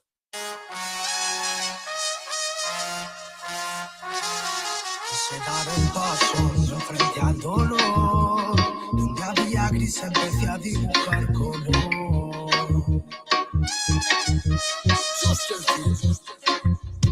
Quise dar el paso, me enfrenté al dolor, donde había gris empecé a dibujar color. Empecé a dibujar color. No puedes rendirte, cargar a los demás con tu dolor. Debes vivir como un luchador, resistirte a perder lo bueno en tu interior, tratar de aportar algo, hacer del mundo algo mejor. Me dejé caer en tus pupilas, me gusta verte que vuelas cuando tú crees que caminas. Ando en los Perseidas, encerrado en la cabina, fabricando artefactos que no imaginan. Las esquinas de mi ser no me dejan ser más grande, pero no voy a caer y a rendirme como un cobarde. Tengo sueños que cumplir, el corazón dentro me arde. Puede que mañana sea tarde, te vi marchar. Cuando me enteré tú ya no estabas, no debí esperar, no, debí buscar. No me encontraba,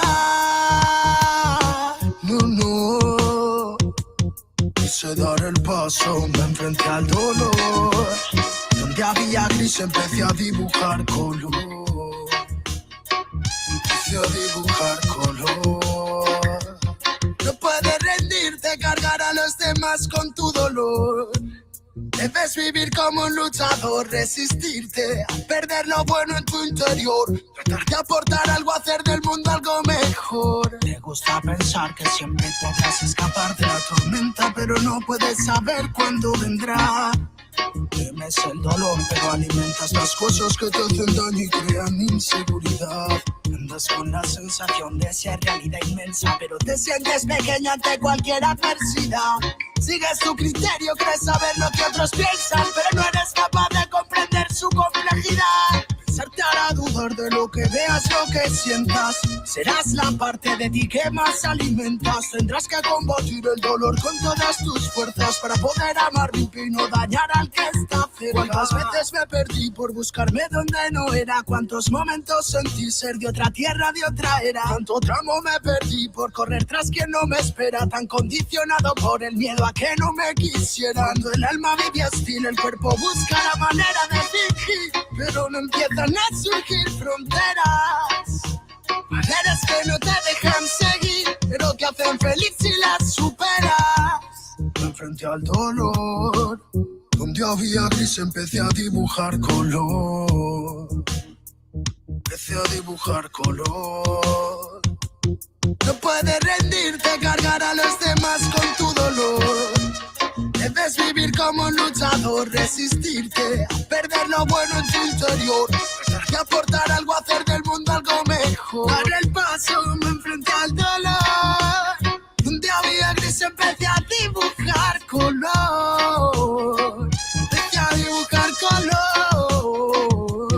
No puedes rendirte, pagar a los demás con tu dolor. Debes vivir como un luchador, resistirte a perder lo bueno en tu interior.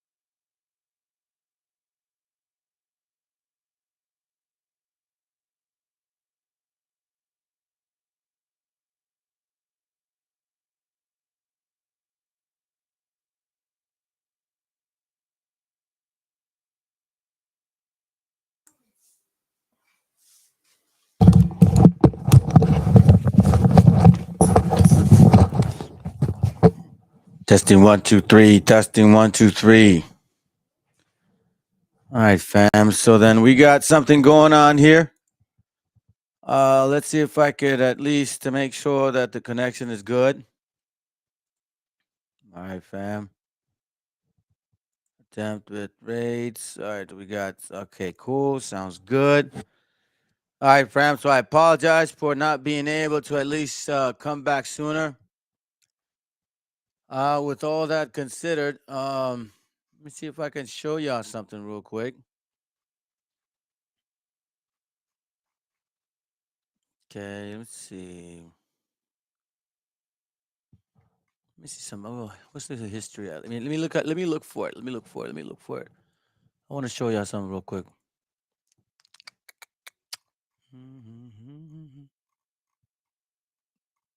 Give me a second.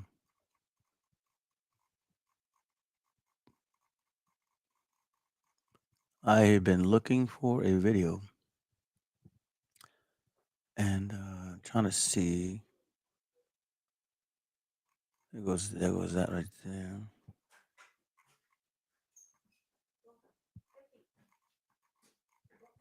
So, let's see.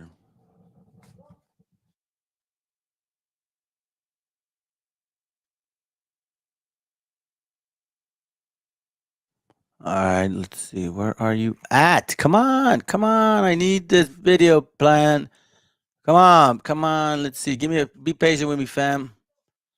I want to make sure that we end it with this.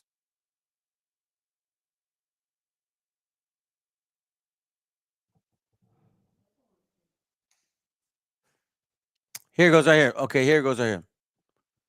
All right, fam. So watch this real quick. Okay. Watch this. The synagogue of Satan are pretenders, imposters, pretending to be Jews. That's hard for a lot of people to understand. But Jesus knew in the last days there's going to be a group of people, imposters, pretending to be Jews. But they're really the synagogue of Satan. American Christians are always supporting the people who persecute Christians. I mean, American Christians support the people who are persecuting the Palestinian church. Look at the persecution of the Palestinian churches. Who's doing it? Synagogue of Satan. Yes. Who supports them? American evangelicals. And we can go down through the list. We can go through Syria, we can go through Iraq, we can go through so many countries. So what we really can say is the American evangelical church is actually more satanic than it is Christian. Wow. Damn. Wow. Who can't you... Whoa! You heard it from Rick, so... Dear Lord, criticizing America. Help me, Jesus. The Jewish lobby. Yes. On both sides. Right. That's right. That tells you who controls the country.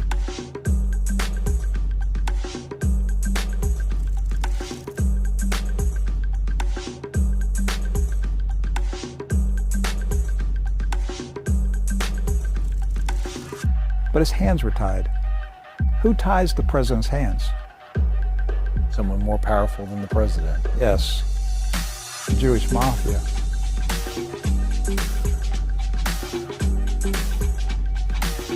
I personally believe Israel took out. All right, fam. So let me see if I can just play this real quick. Here it goes. Peter. And by the way, I'm gonna put here. Y'all are invited. Okay. To this right here. After I finish this video, you guys can log into that. It's gonna be in well, come on board, and then I'll explain it to you once I close this. Okay.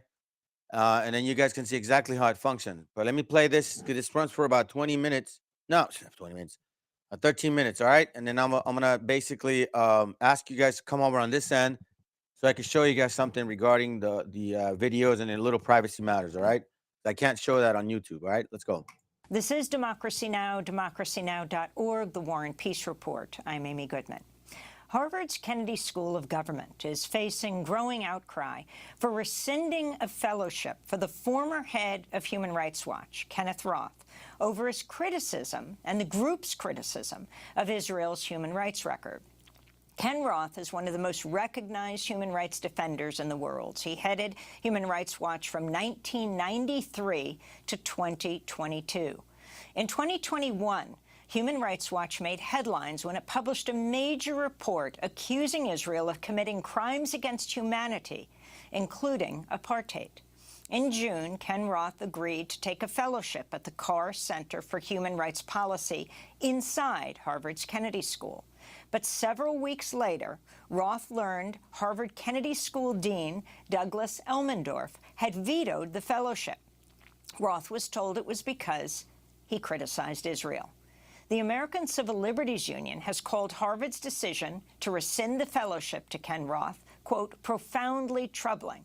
PEN America has also criticized Harvard's decision, saying in a statement, quote, withholding Roth's participation in a human rights program due to his own staunch critiques of human rights abuses by governments worldwide raises serious questions about the credibility of the Harvard program itself, they said.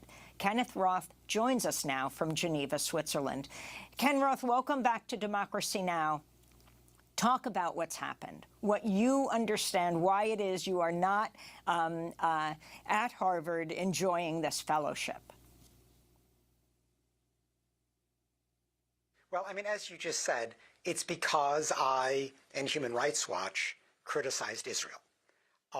The Carr Center, the Human Rights Center at the Kennedy School, wanted me. They called me up, as soon as I announced that I would be leaving Human Rights Watch. And it made sense for me to go there because I'm working on a book, and this would be a kind of very logical place for me to try to do that. We thought that that was the end of the story, that the dean's approval of my fellowship would be, a perfunctory matter. It happens all the time. And I was shocked when he vetoed it because of our criticism of Israel. I had a slight inkling of this when I spoke to the dean in July. He asked me, after about a half-hour, very pleasant, normal conversation, he said, do you have any enemies? I thought it was a bit of a weird question because, as head of Human Rights Watch, I have a lot of enemies. I mentioned to him that, the Chinese government and the Russian government have both personally sanctioned me. Governments like the Saudi government or the Rwandan government hate me. But, I knew what he was driving at. So I mentioned, yes, and of course the Israeli government hates me too. That was the end of the matter.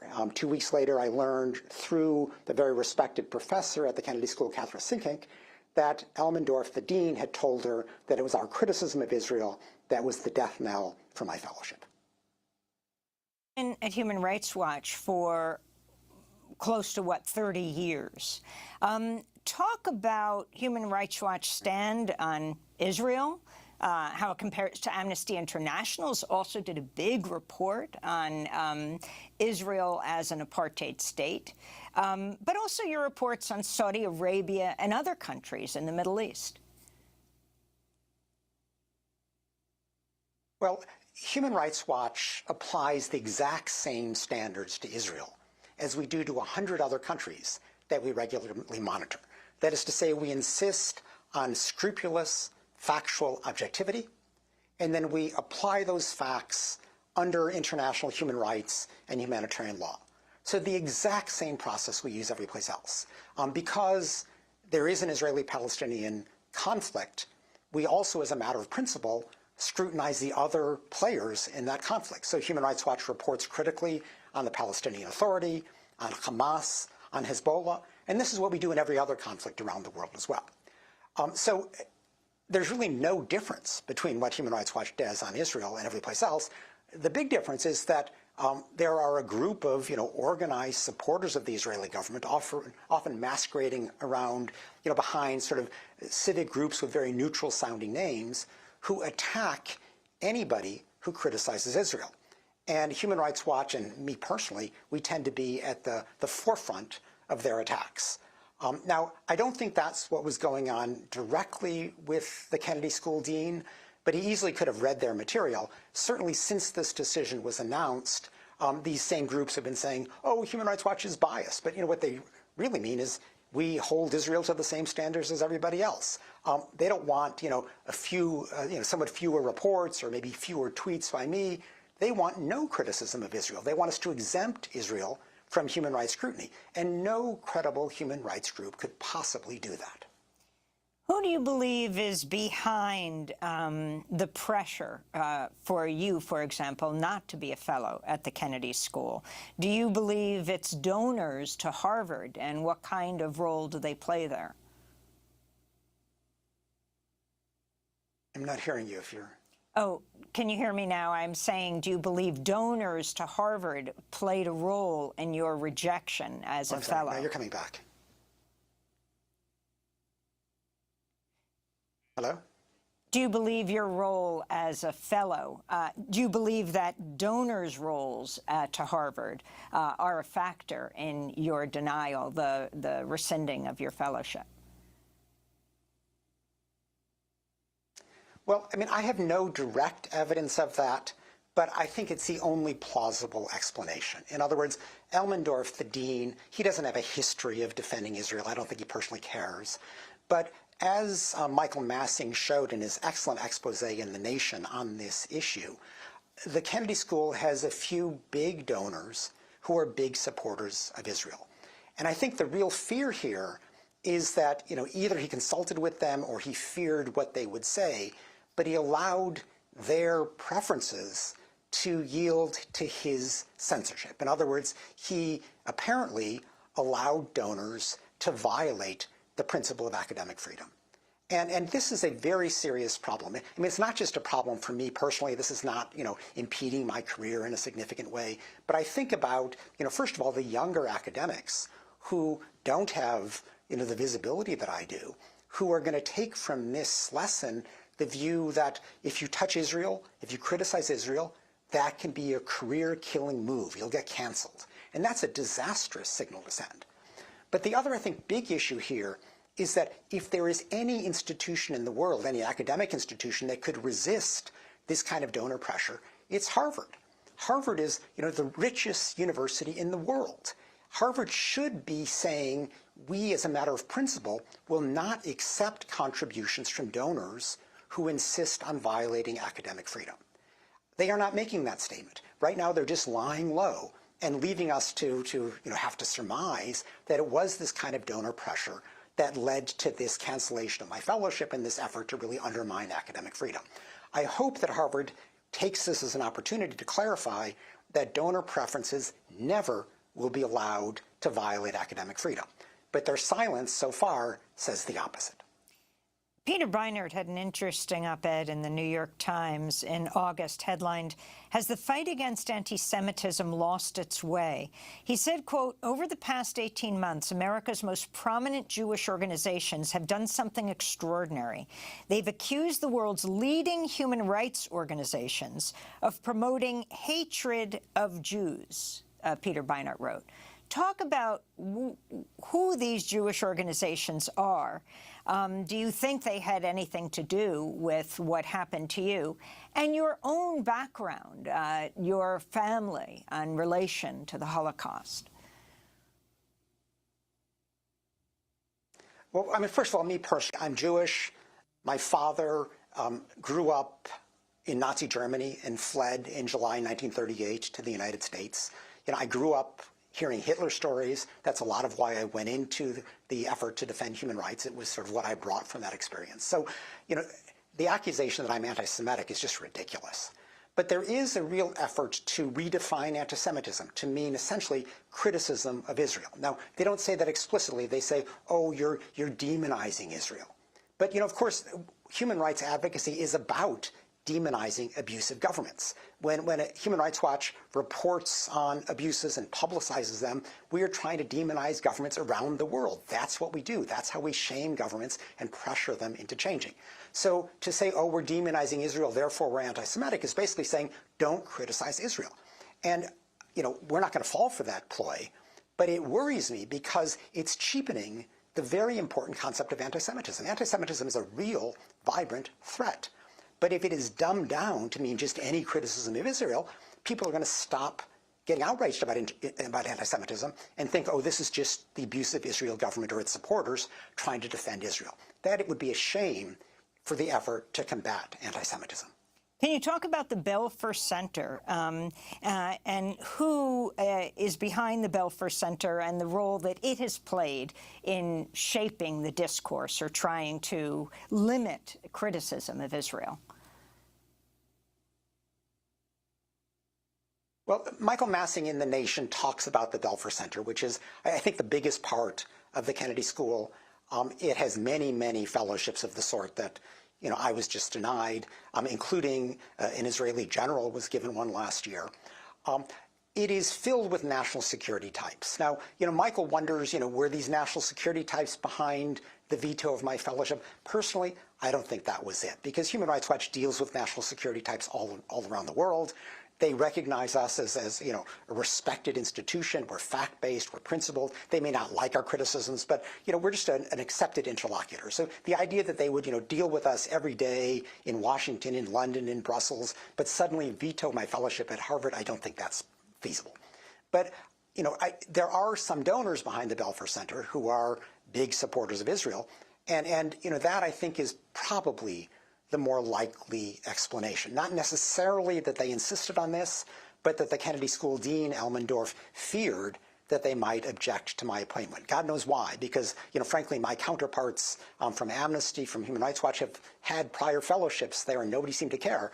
But Elmendorf seems suddenly ultra-sensitive to the possibility that he might be criticized for appointing me because Israel is among the 100 governments that I and Human Rights Watch criticize. And Ken now, Roth, this is something that has been a problem in other places as well. This is particularly significant now, given that Israel now has perhaps the most far-right government in its history. We have about 30 seconds, if you could respond. I mean, what I worry about is that this new Netanyahu government, which has clearly had to placate the far right in order to secure power, is going to be more repressive than even the Israeli government under him previously had been. And so, this apartheid treatment of the Palestinians, I fear, is only going to get worse.